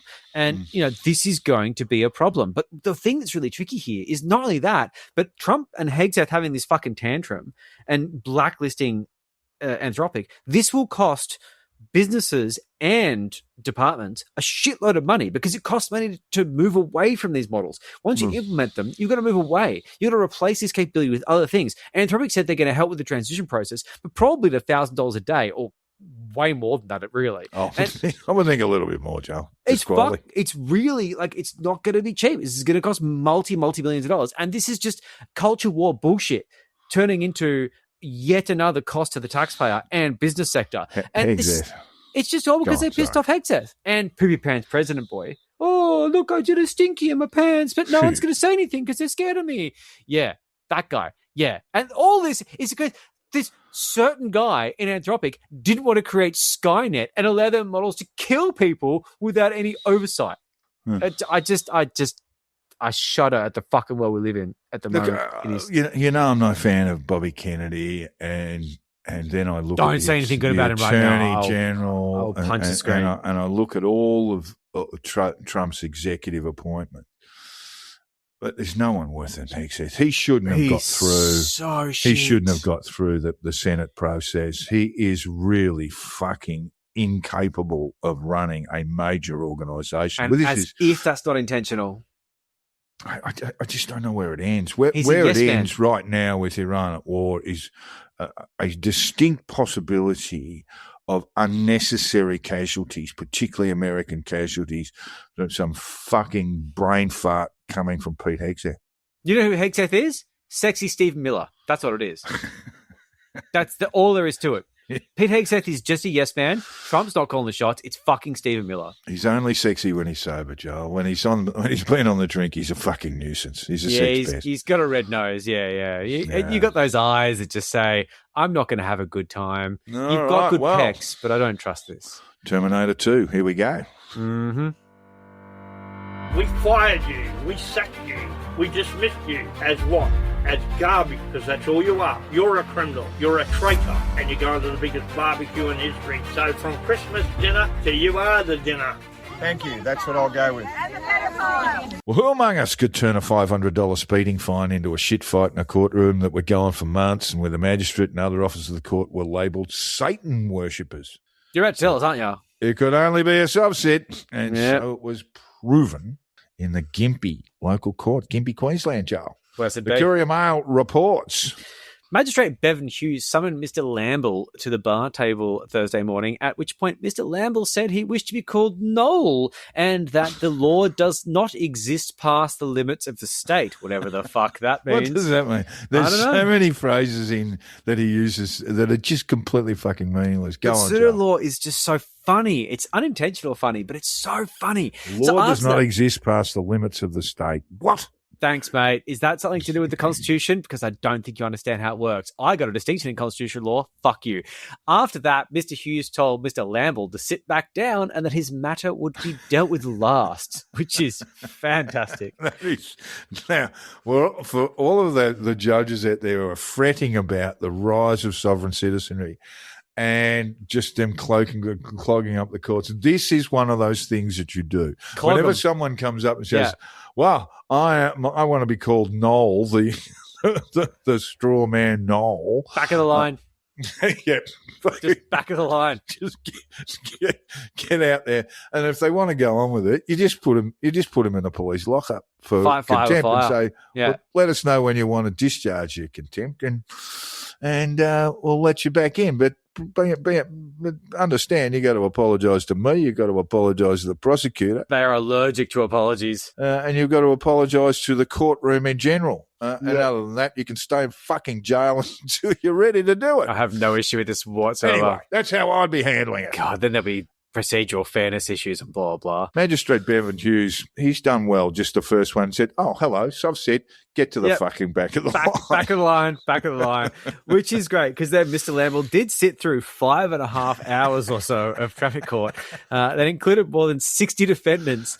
60 defendants. That is fucking torture. And some of them would be said, "Yes, Your Honour, guilty, bang, off you go." Some could come and be just in a few minutes, but he had to wait for 60 defendants. And each Excuse time me. you're waiting for your name to come up. Yeah, You're waiting for your name. You're not like sure. Waiting, like You're not waiting sure? at the delis at Woolies, you know. Yeah, but you don't get a number. You don't get a number. Get a number anymore. Yeah. Used to. In my one, you used to get a number and you go, "Hang on, I'm number one." No, not anymore. No. So, yes. Look, some of you may have had to sit through the classic 9 a.m. court appointment, which may or may not happen before lunchtime. But you just don't know. You just can't tell. Back of the line. Poor old Noel. He's just sitting there seething. So our Sovsit, who goes by the name Noel, and later offered another identity of Dale Doback. Joel, you want to explain what Dale Doback was? Because I didn't realise this. We'll go to that in a second. It's written in. Okay, you hold your fire. Hold your fire. Later offered another identity of Dale Doback, was the recipient of a speeding fine for $500 in June of 2025. Had to wait all day. So by the time he returned to the bench, he was a bit fired up. He was a bit fired up, Joel. That's such a good quote. Here's another meaningless one. It's a ripper, this one. This is great. Nexus with state ratification process on the court record now. And he said that pointing aggressively at Mr. Hughes, the magistrate, and then emphatically pointed downwards. The magistrate said, "Why are you being so rude?" And then eventually, after I'm guessing some kind of weird pause, Dale, aka Noel, told the magistrate to shut up and act with integrity. That's the way a judge or a magistrate wants to be treated. No, shut up and act with integrity, Your Honour. Your Honour. That feels much better. That feels Stand much up when better. you're talking to me. Yeah. Thanks, but mate. still unhappy with arrangements, the Dobackster stormed out of the court only to be detained by two Queensland wallopers who dragged him back in to face the music. Noel, or Dale Doback, as he later asked to be called, immediately launched into a pseudo-legal line of logic, somewhat difficult for everyone in the court to follow, including the magistrate. Yeah, a bunch of fucking amateurs. I tell you what, the thing that you got to follow here is that this man is a walking cartoon character. And while we rarely give credit to our pseudo-legal plaintiffs in this place, I must give credit for Dale Doback, which is, as we were alluding to before, a reference. And that reference is to the character, some of you will know this, played by John C. Reilly in the film Step Brothers with Will Ferrell. It's a good film. This should be compulsory viewing in high school and beyond. This includes an excellent scene where Mr. Ferrell, a.k.a. Brennan Huff, rubs his balls on Mr. Doback's drum kit. Which Mr. Doback doesn't like at all. No, he doesn't. He's very protective of that drum kit. They wind up in a fight. They do. You know what? I think Dale Doback was correct in that situation. I think Brennan overstepped the line. So, Mr. Dale Doback of Gympie Local Court fame has upset the magistrate, who said, "I will not tolerate." No, this is Lamble. This is Doback. This is him. I will not. It's exactly right, because I remember cutting this in from the Courier Mail, and they said, "I will not tolerate treaty compliance as law enforcement." All right, it will not happen. That was Dale Doback there. Are you enforcing a state action? He went on to ask, because if you're not, it's retroactive in nature and cannot be delegated to you. Is this any of this making any sense to you, Joel? You're a law-talking guy. It's not making anything to me. No. Then he goes on to say, it's a sham legal procedure. If you're going to act in a disobedient fashion, this is not the magistrate. This is why I got confused. This is the Dobackster. If you're going to act in a disobedient fashion, I'm going to get bloody angry. I want due fucking process. That's a legal term, due fucking process. Shortly after. Natural fucking law. With two police officers called by police prosecutor Melissa Campbell to assist in the courtroom, Mr. Hughes told, well, we haven't given you his name, so we'll stick with Dale Doback. Yeah. I'm going to let you keep talking, says the magistrate, and you tell me when you're finished. And, of course, he then said, well, I don't really care, which is very mature. Very mature. Really the 42-year-old said, which is terrifying, because I think of that and I think, wow, we are the same age. You are a fucking idiot. Anyway.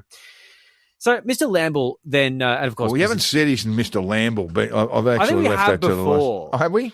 Yeah, I think we've let the Lamble thing out of the bag a few times, but we'll get to his full name soon. Oh, yes, we have a bit. Yes. Mr. Dobeck, anyway. He sat on top of the bar table with his back to Mr. Hughes and exchanged with the two officers, demanding a lawyer. Finally, saying, you know what, maybe this self-representation thing's not working out so well, and holding up his hands in a puppet-like gesture when the magistrate spoke to him, which I think is that's an impressive. I think he's implying there that the magistrate is a puppet. Oh, a puppet. Yeah, I'm sure. But this is the great part where he exposes who he's a puppet to. I'm not going to participate with this Satan worshipper back there, Mr. Lamble said, referring to Mr. Hughes, the magistrate. He's a Satan worshipper, just like your Satan worshippers. Never get the crowd offside. Don't like make sure like the gallery's in with you. No, don't ruin the room. Just direct your ire at the magistrate and let everyone else back you up. But no, everyone has to be a Satan worshipper now. You fucked it. So Mr. Hughes, the magistrate, told Mr. Doback, who the court heard was studying law, that, quote, those submissions made have never, ever been accepted in any country in the world ever. Ever. Very decisive, very difficult to get past. What I love about that is that Mr. Doback, Mr. Lamble, or in fact Noel, yes. Is studying law. And he's studying law. The bet his studies involve spending a large amount of money to the United States and receiving a soft-set kit on Portuguese maritime law. Maybe he's in one of my classes. Should I check the roll? See if he's in? I think he is. You don't think he's at UTS? I don't think he's studying the official law, Joel. No? I think he's learned it from someone in the United States, and he's probably paying him fucking $800 for a couple of lever arch files of shit. Well, to be fair, I actually had a soft sit in my first legal class at the LPAB. Really? And I don't think he lasted long, but he was a very strange character, and it looks like he came across a lot of money and he had a lot of options, which terrifies the fuck out of me because he was a real fucking dead shit. He was very charismatic, which is usually not the soft sit way trait you associate with the soft sit. But no, this guy was pretty good. He really had a lot of people going, he's like, oh, but do you know about the real Australian Constitution? I'm like, oh my fucking God, this fucking guy. Anyway, whole other story. Look, it was only about this time, Joel, that it became known, and I know we've been a little confusing with his name. I've called him Doback or Noel. But not late for breakfast. But it's around about this time that his real name, Stephen Andrew Lamble, I should say, 42 of Aspley, became known. Yes. And with all the shouting and fury, Lamble then calmed and left the court on Thursday after two police officers rushed to the courthouse to help, as we said before. Nice. And he had sheepishly signed off on an adjournment date and made a promise to behave next time. Good luck with that. Fuck him. So he's sort of melted. He's been there all day. He's got it's been a long day. Got in a his little defense. tense. Got a little bit stressed, and he's given the Madge and the prosecutor a bit of malarkey, and then the Wallopers got involved, dragged him back to the courtroom, spat the dummy for a little while, and they said, "Look, you'll be coming back. It's a $500, but just pay the fine, mate." Yeah, exactly. But no, I'm going to suspend this for as long as possible.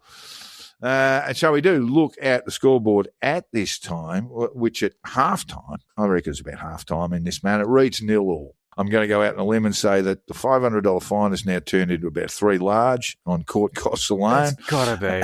And that the agreement he made to promise to behave, well, he'd just say, fuck you. I didn't sign that. Nexus. What is it? Nexus with state ratification process on the court record now. Yeah, classic law speak. There's no problem at all. And so that was the end of, we'll try and keep an eye on this for a while. I mean, in the end, it's a $500 speeding fine, which does sound a little excessive. I guess that's I haven't been hit for a speeding fine for a long time, but the 15 to 30 over, that's about 500 in New South Wales. So it's probably about the same in Queensland, isn't it? It's fairly rich. It's not a good situation. So look, as we've established here, the scoreboard really does read about 0-0 because he's wasted the court's time and he's And he's had a bit of a win in that regard. But let's not end this early, because one Sovsit begets another, and he is indeed once again in the news. So deep within the weeds of the legal establishment, I have found another example of his excellence, and yeah, this has brought me a legal question, which I really got my noggin jogging, which is, what is a fit and proper person? Now, I think fit and proper, and I'm thinking like well-dressed man, mile in 6 minutes, you know? Well, fit, we did have this argument proper. when Alan Bond, who bought Channel 9 from Kerry Packer, was determined not to be a fit and proper person, to be running a news network or television network. Well, he wasn't running fast enough and he wasn't well dressed enough. That's probably the issue. But of course, the other part of the fit and proper test, which I've heard in my law courses, I have not heard this in my law courses, is that a man who can resist the temptation to threaten their noisy neighbors with Japanese steel knives. Now, nothing too fancy, just like the global ones. Oh, but yeah, still, the ones they advertise on the shopping channel. And resisting the temptation to yell words to the effect of this. I've dealt with people like yous before, and I'm going to deal with you again.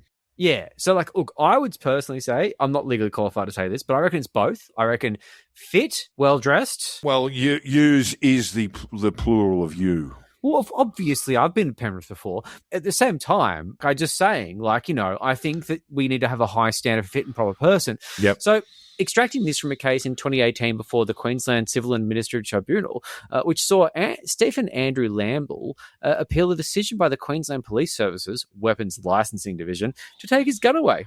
Oh.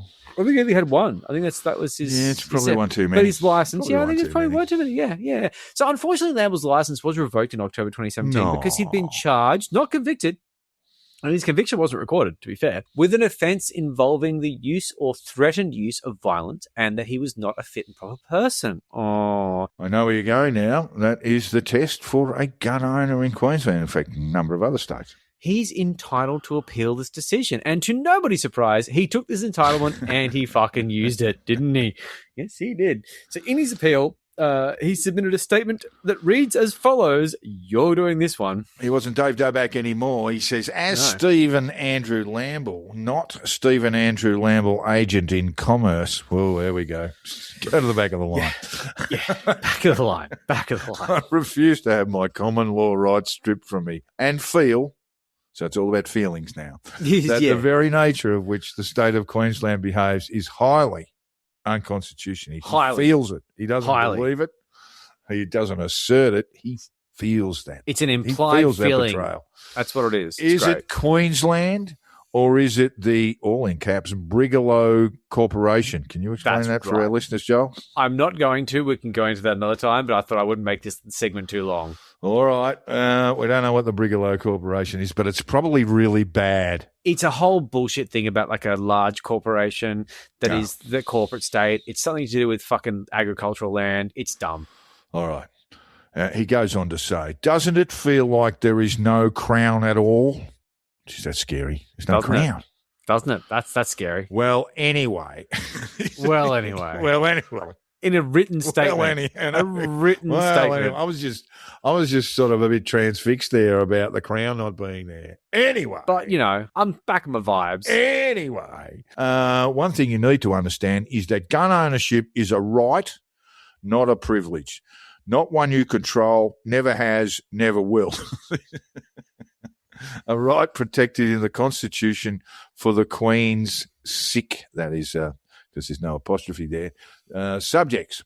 Mm-hmm. And I presume, where are we? 2017. Queen's still and truly still alive. The judgment, yeah. We are a common law country, not a civil and statute law country. Thanks and the sooner this corrupt administration, all in caps administration, gets it through their heads, and then we just have a full stop. And the sooner this corrupt administration gets it through their heads, see, I would have thought there'd be another phrase after that. Anyway. No. Peace might return to the state of Queensland. I see where he's going. He's just popped the full stop in there. Just popped it And in when there. he should have just kept going. Peace might return to the state of Queensland. Well, they're in a state of war in 2017. Didn't know. A government is legally constituted under the Crown, where an, all in caps, administration is a, all in caps, fraud. What a Now, champion. look, his statement actually didn't end there. It's mentioned in the judgment did, but apparently went for 2 more paragraphs, which were described as being in a similar vein. I'm sure they were. I'm sure they fucking were. Well, anyway. Yeah, it's a rambling lunatic. So, look, ultimately, despite this clearly compelling statement, the member decided that Mr. Lambert was not a fit and proper person and has not satisfied the requirements set out in Section 10B of the Queensland Weapons Act of 1990. Unbelievable. What a shame. Yeah. So at full time now, we are squeaking in the beak for a point, and the soft set stays firmly planted on 0. So Yeah, 1-0. Thank God that man doesn't have a weapon. Thank God that man doesn't have a weapon. I Well, tell you anyway, what. I'm going to have to shoot you. As far as we know, he doesn't have a weapon. Yeah. Oh, well. All right. Well, that was a nice little surprise. I did not know the rest of that. He just sounds like a champion. And did look more up. power to him. And God love Bevan Hughes, the magistrate, who's just gone. Oh, yes. Get to the back of the line, mate. Back of the line. Yeah, I like that. Back of It's a the good line, strategy. champion. That's sort of how we should just deal with this stuff. It's like, you want natural justice? Yeah, we'll give you natural justice, mate. You need more time to think about this. Let's bring you back later. It's a very clever thing, and I think it needs to be supported by all Madges and Beaks. I think Halpin should be paying attention to this. Not that he listens, but he should be. Anyway.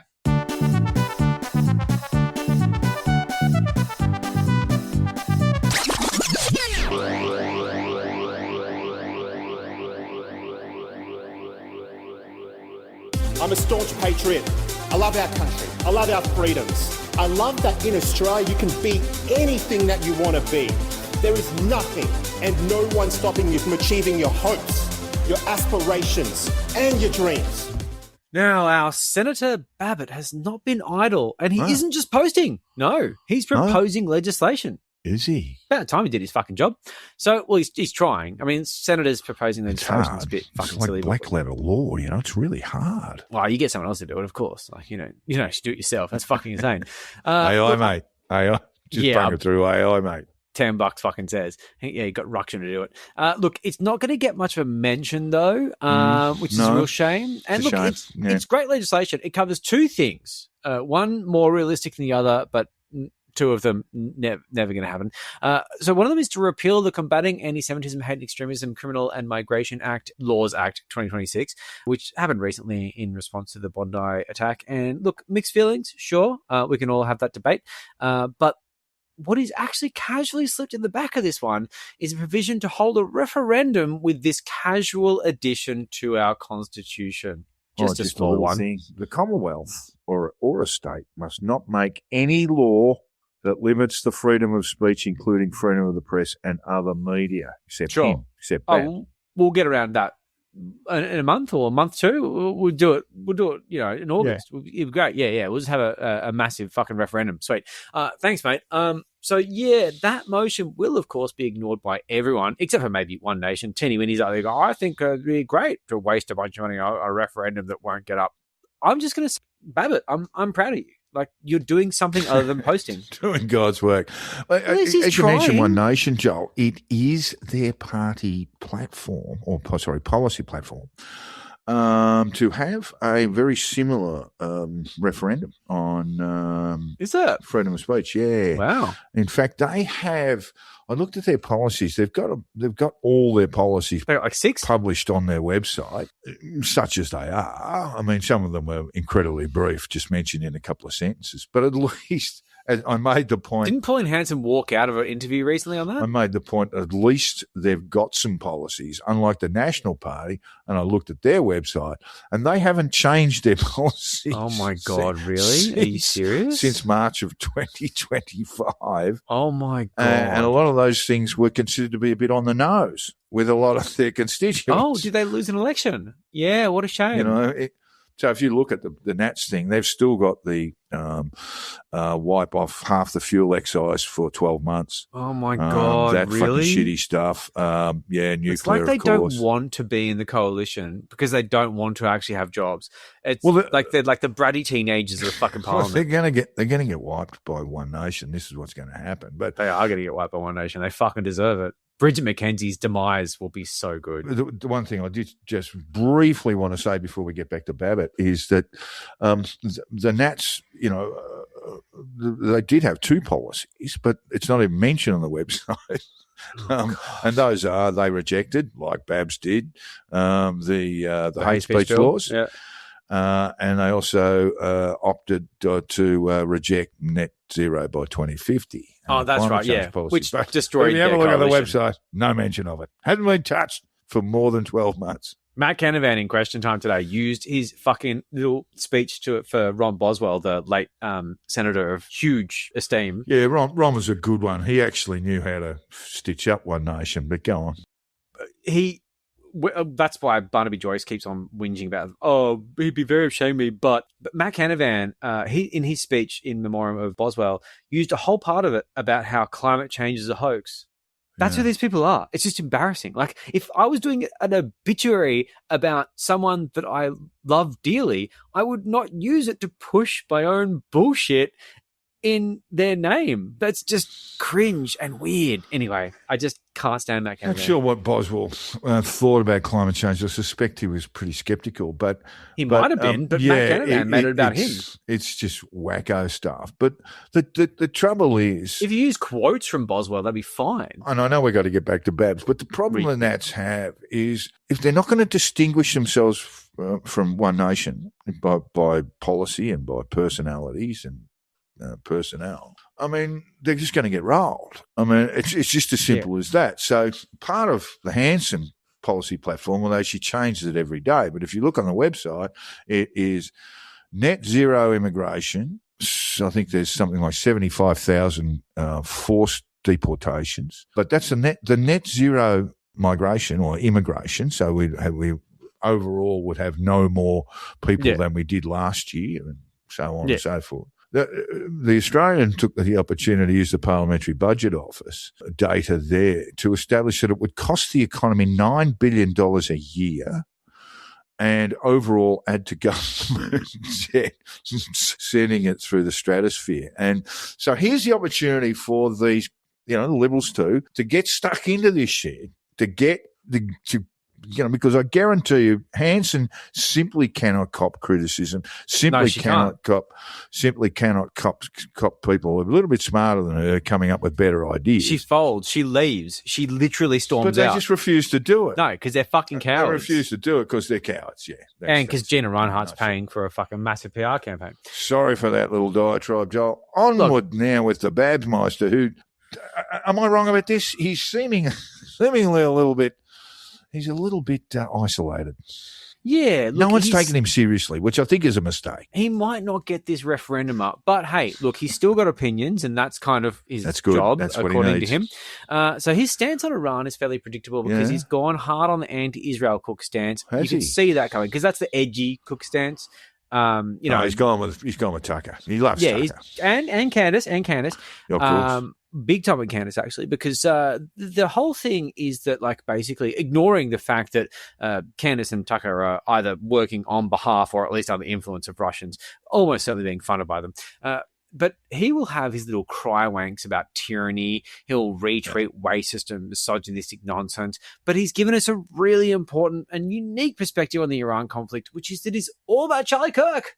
Yeah, did you miss that one? Did you miss that bit? Did you miss that? Yeah, because that's what it's... Yeah, because the mainstream legacy media, missed the real story. An assassinated podcaster who was really good at making conservative old men give him money. He was assassinated because he thought invading Iran was a bad idea. No one else ever said that or even thought that. Charlie Kirk did, how come Tucker and he Carlson's was still shot. How come Tucker Carlson's still in the vertical? Stop making holes in my argument, Jack, I'll punch you. All Now, right, sorry. It's crazy to think that a guy who made hours of content per day could possibly have struck upon a controversial idea, but this is the one that got him killed.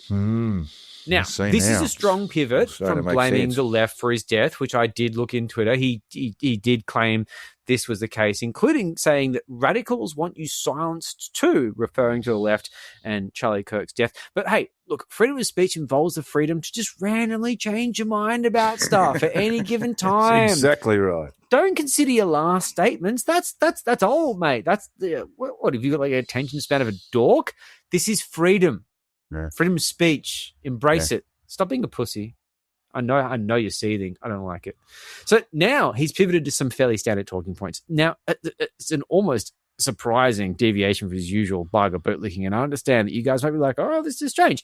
But this is some classic. This is the sort of conspiracy shit that I used to subscribe to. The war in Iran is about the petrodollar, right? The US dollar. He's really smart. He's basically an economist. You know, I should give him my degree. Like, you know, Machado gave Trump the Peace Prize. I'll just give him my UCID degree. He's a real estate agent, Joel. It's the same thing. Exactly. Look, my degree in political economy, I just put it on his wall and then he can just say, look, I know about stuff. It'd be great.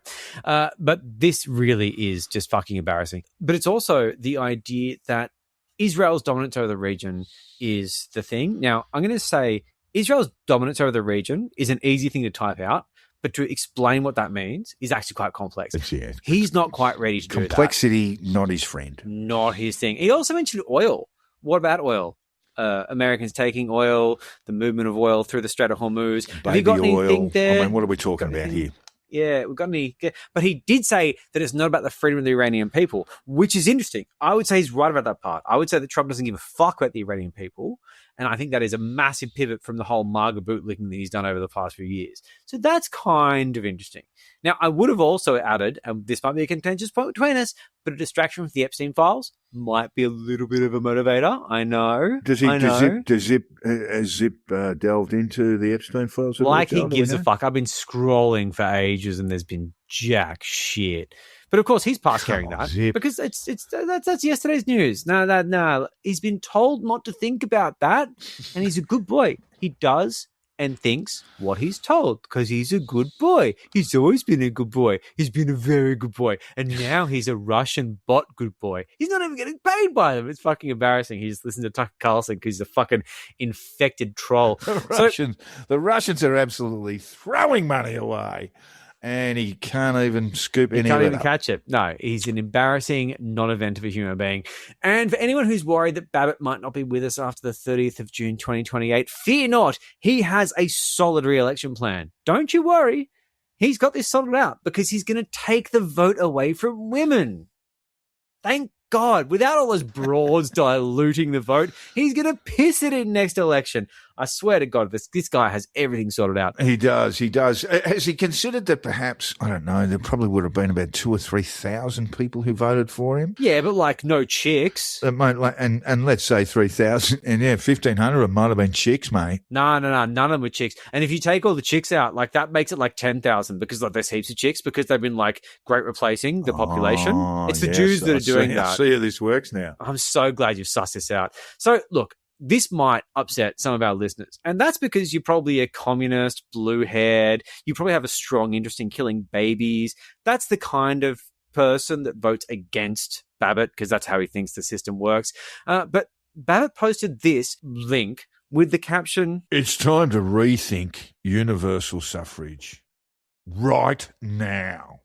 Well, now the other thing I quibble about here is that universal means just that. And that means that, babies, children, anyone over 100, they all should be voting. Men, women, whatever gender you like. I mean, if that's that is the true meaning of universal. We say that we have universal suffrage in this country, but it's not universal. It's above 18. Yeah, it's above 18. Citizens. It's above 18, and it's Australian citizens, not not people with visas. Which is good because I did explain that next line, which I wrote down, which is basically... No, sorry. No. But you explained it much better because I said, well, this doesn't necessarily mean he wants to take the vote from women, which was to imply that universal suffrage is wider spanning than women. I look at that line now and I think, maybe that fell short. So I'm glad you explained that. It was very good.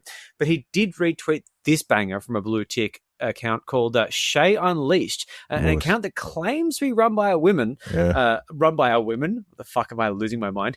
The picture looks like AI, but I'm not sure. I didn't put it through a detector. But it seems to be pushing some fierce misogyny. So I'm really not sure. Here's the tweet. 50% of women don't believe in the death penalty for murderers. Now, without universal suffrage, we wouldn't know that.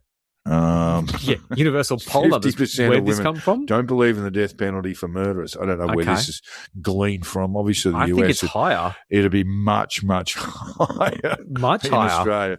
Meanwhile, 60% of women are pro-choice and okay with murdering innocent unborn babies for simply existing. I'd say that's higher as well, but yeah, whatever. Women shouldn't be allowed to vote. Now, I don't want to break away too often, but I just want to do this. This, I think, is the next big MAGA push, by the way. But It is, yeah. It is. I really think it is because it's going a lot in the filth circles, and this is...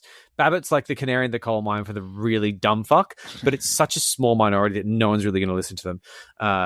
You'll notice that in the fact that his motion will just never get up, even vaguely. No one listens to question after no one cares. So, yeah, that's what I think Babbitt is suggesting here, though. And Mr. Potato Incel shared that link with that caption from Life News. No, this is a different tweet. Sorry, had way too many fucking CB copies.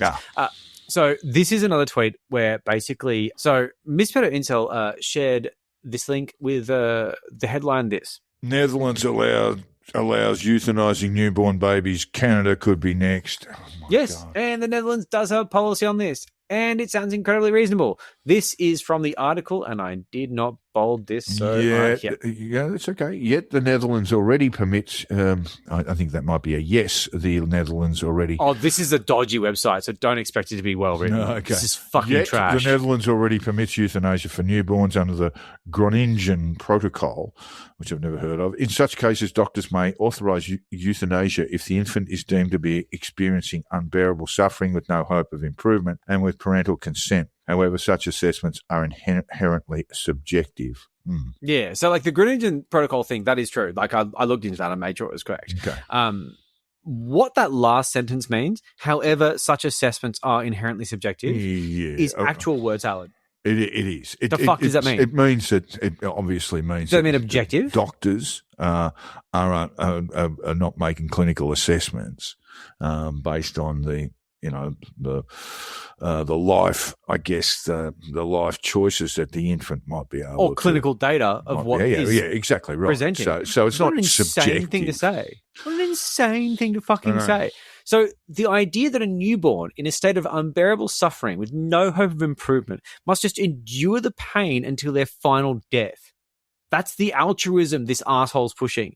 And this is what? To satisfy like Twitter-brained idiots like Babbitt and this larger Christian right that use their religion to enforce suffering people in pain who they have no fucking skin in the game. They just seem to think is some sort of weird religious ideological fucking bent for them.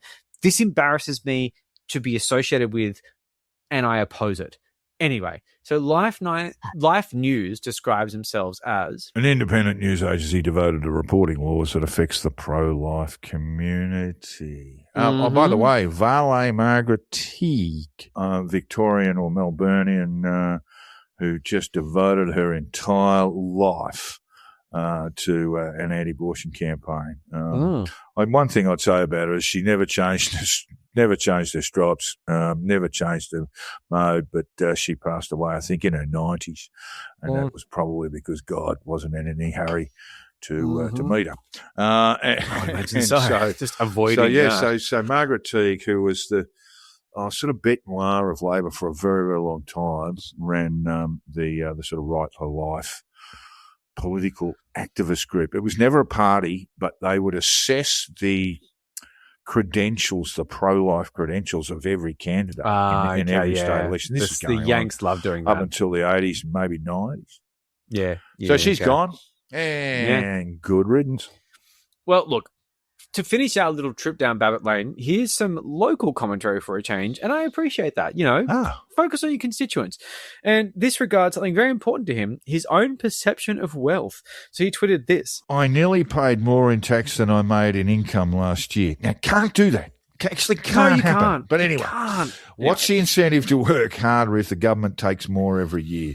It's no wonder. This is the only time he's probably earned six figures, you see. It's no wonder so many Australians are considering leaving for countries with better opportunities. Here's another thing we often hear from the right. Oh, so many Australians are considering leaving for countries. Oh, are they? Where are they going? Yeah, cool. Make your salary somewhere else, bro. Good luck. But it's just not happening. This idea that everyone's fleeing the country is fucking ridiculous. Capital flight is some of the dumbest shit, especially on salaried workers. This is embarrassing. Labor or Liberal, Babs goes on to say, same result. Cut from the same cloth. Higher taxes, more waste, less reward for hard work. We are all being bled dry. Income tax, Medicare levy, GST, fuel excise, stamp duty, land tax, council rates, payroll tax, super tax, car rego, alcohol and tobacco excise, capital gains tax. You need to have a capital gains before you pay one, boy.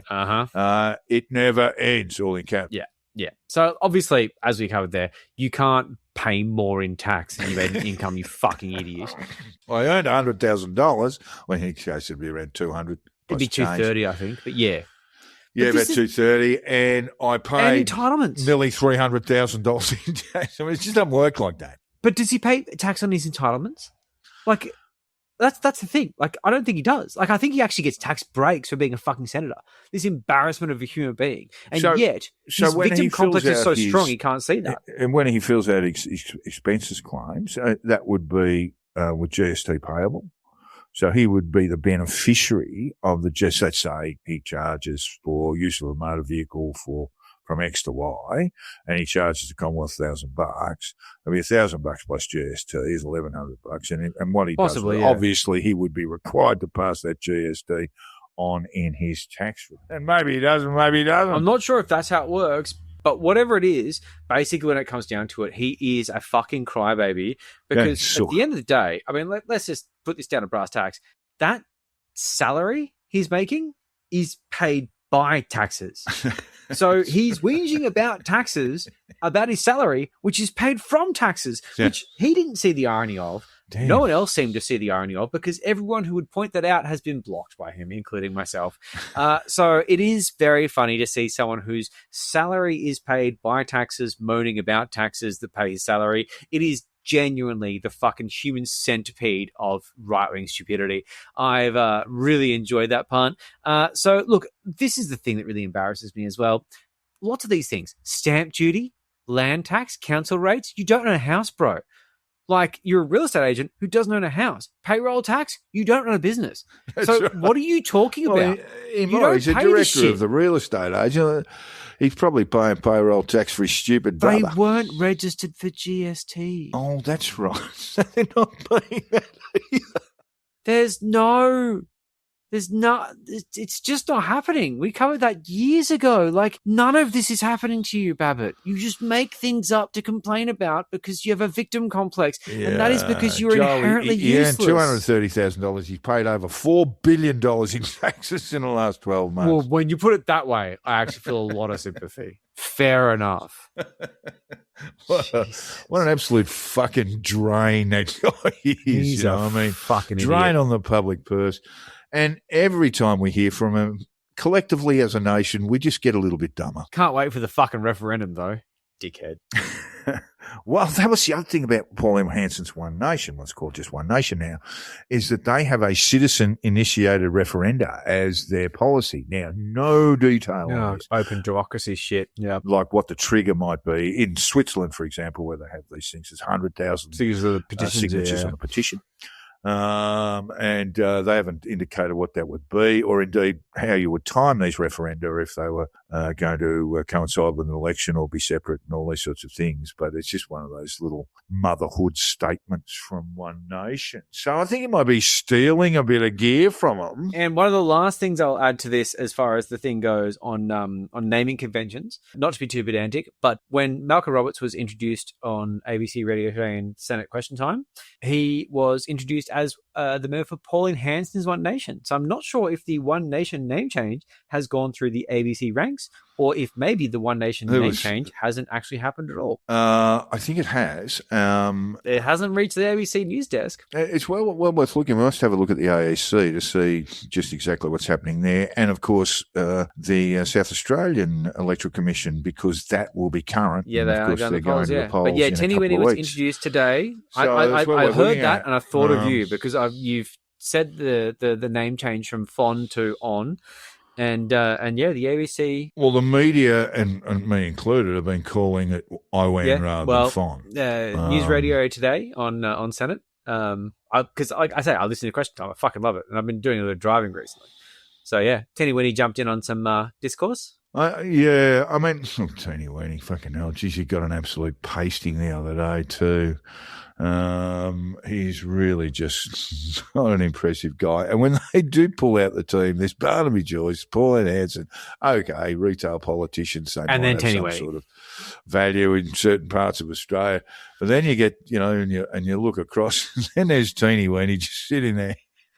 He barely gets up to frothing about the World Economic Forum or something. Breast. Yeah, and he's just staring back at the camera with a stupid grin on his face. Yeah, no one can seriously vote for these people. Embarrassing. Anyway, not enough. Anyway. All right, you have been listening to the Conditional Release Program with your host, Jack Inside and Joel Hill. Misery. It is time for you to look for us on Twitter, Screaming to the Abyss. Yeah, we're not really there. At Jack the Insider for Jack, at Crunchy Moses with a K for me. I'm not really there. Send me a message. I'll get it next week. I don't check. You? Yeah, I've had a little. I mean, look, I'm checking every couple of days. I check it instead of Telegram, but I do it for like dodgy research. Anyway, but yeah, we do have a Patreon to keep things sustainable. I'm going to take your line. It's bloody time consuming, this whole thing, and we still have to pay rent. It's fucking hard, and we need to keep the lights on. And look, so yeah, just sling us a $5 if you want. You can sling us a little bit more if you want to do that too. You can. And we give you that option. You'll have access to all sorts of bonus Very content, generous. including Joel. Semi-nude as he is now. Also, our patrons, hit me up because I sent this out to feed. I'm sending out some merch pack, but if you send me a message now, I'll do it later. Time to get some merch out there. Well done, Joel. Back. You guys deserve a fucking refund. You guys have been so good. I look at I've got quite a bit of gear still sitting here. So I'm not drinking that much, so I don't really need the stubby holders. But I tell you what, we could give you one of Jack's worn T-shirts as a real prize. They're not small. Only a small portion of our patrons will be able to apply for this fucking bargain. You will be able to use it as a nightshirt. For everyone else, you get a large because that's all we really have. I think there's a couple of mediums. So all of these things are available to you, but you got to sling us a few, Bob. Otherwise, we're not going to give you anything. And finally, all feedback, tips, and death threats should be sent to the Conditional Release Program.com. We would love to hear from you, even just to tell us you found us in the Epstein files. That was last week's joke. We would love to hear from you, even if it's to tell us that you're in Iran and you want regime change. Yes, well, that's one bullet for you and one bullet for your friend. Too dark? That's it. We're out. Right. Did you want to do that, or do you want to do another one? Fuck it. Let's do it. It's out. All right. See ya. I don't think I ever want to talk to any of those people. Fuck me, you guys are bastards!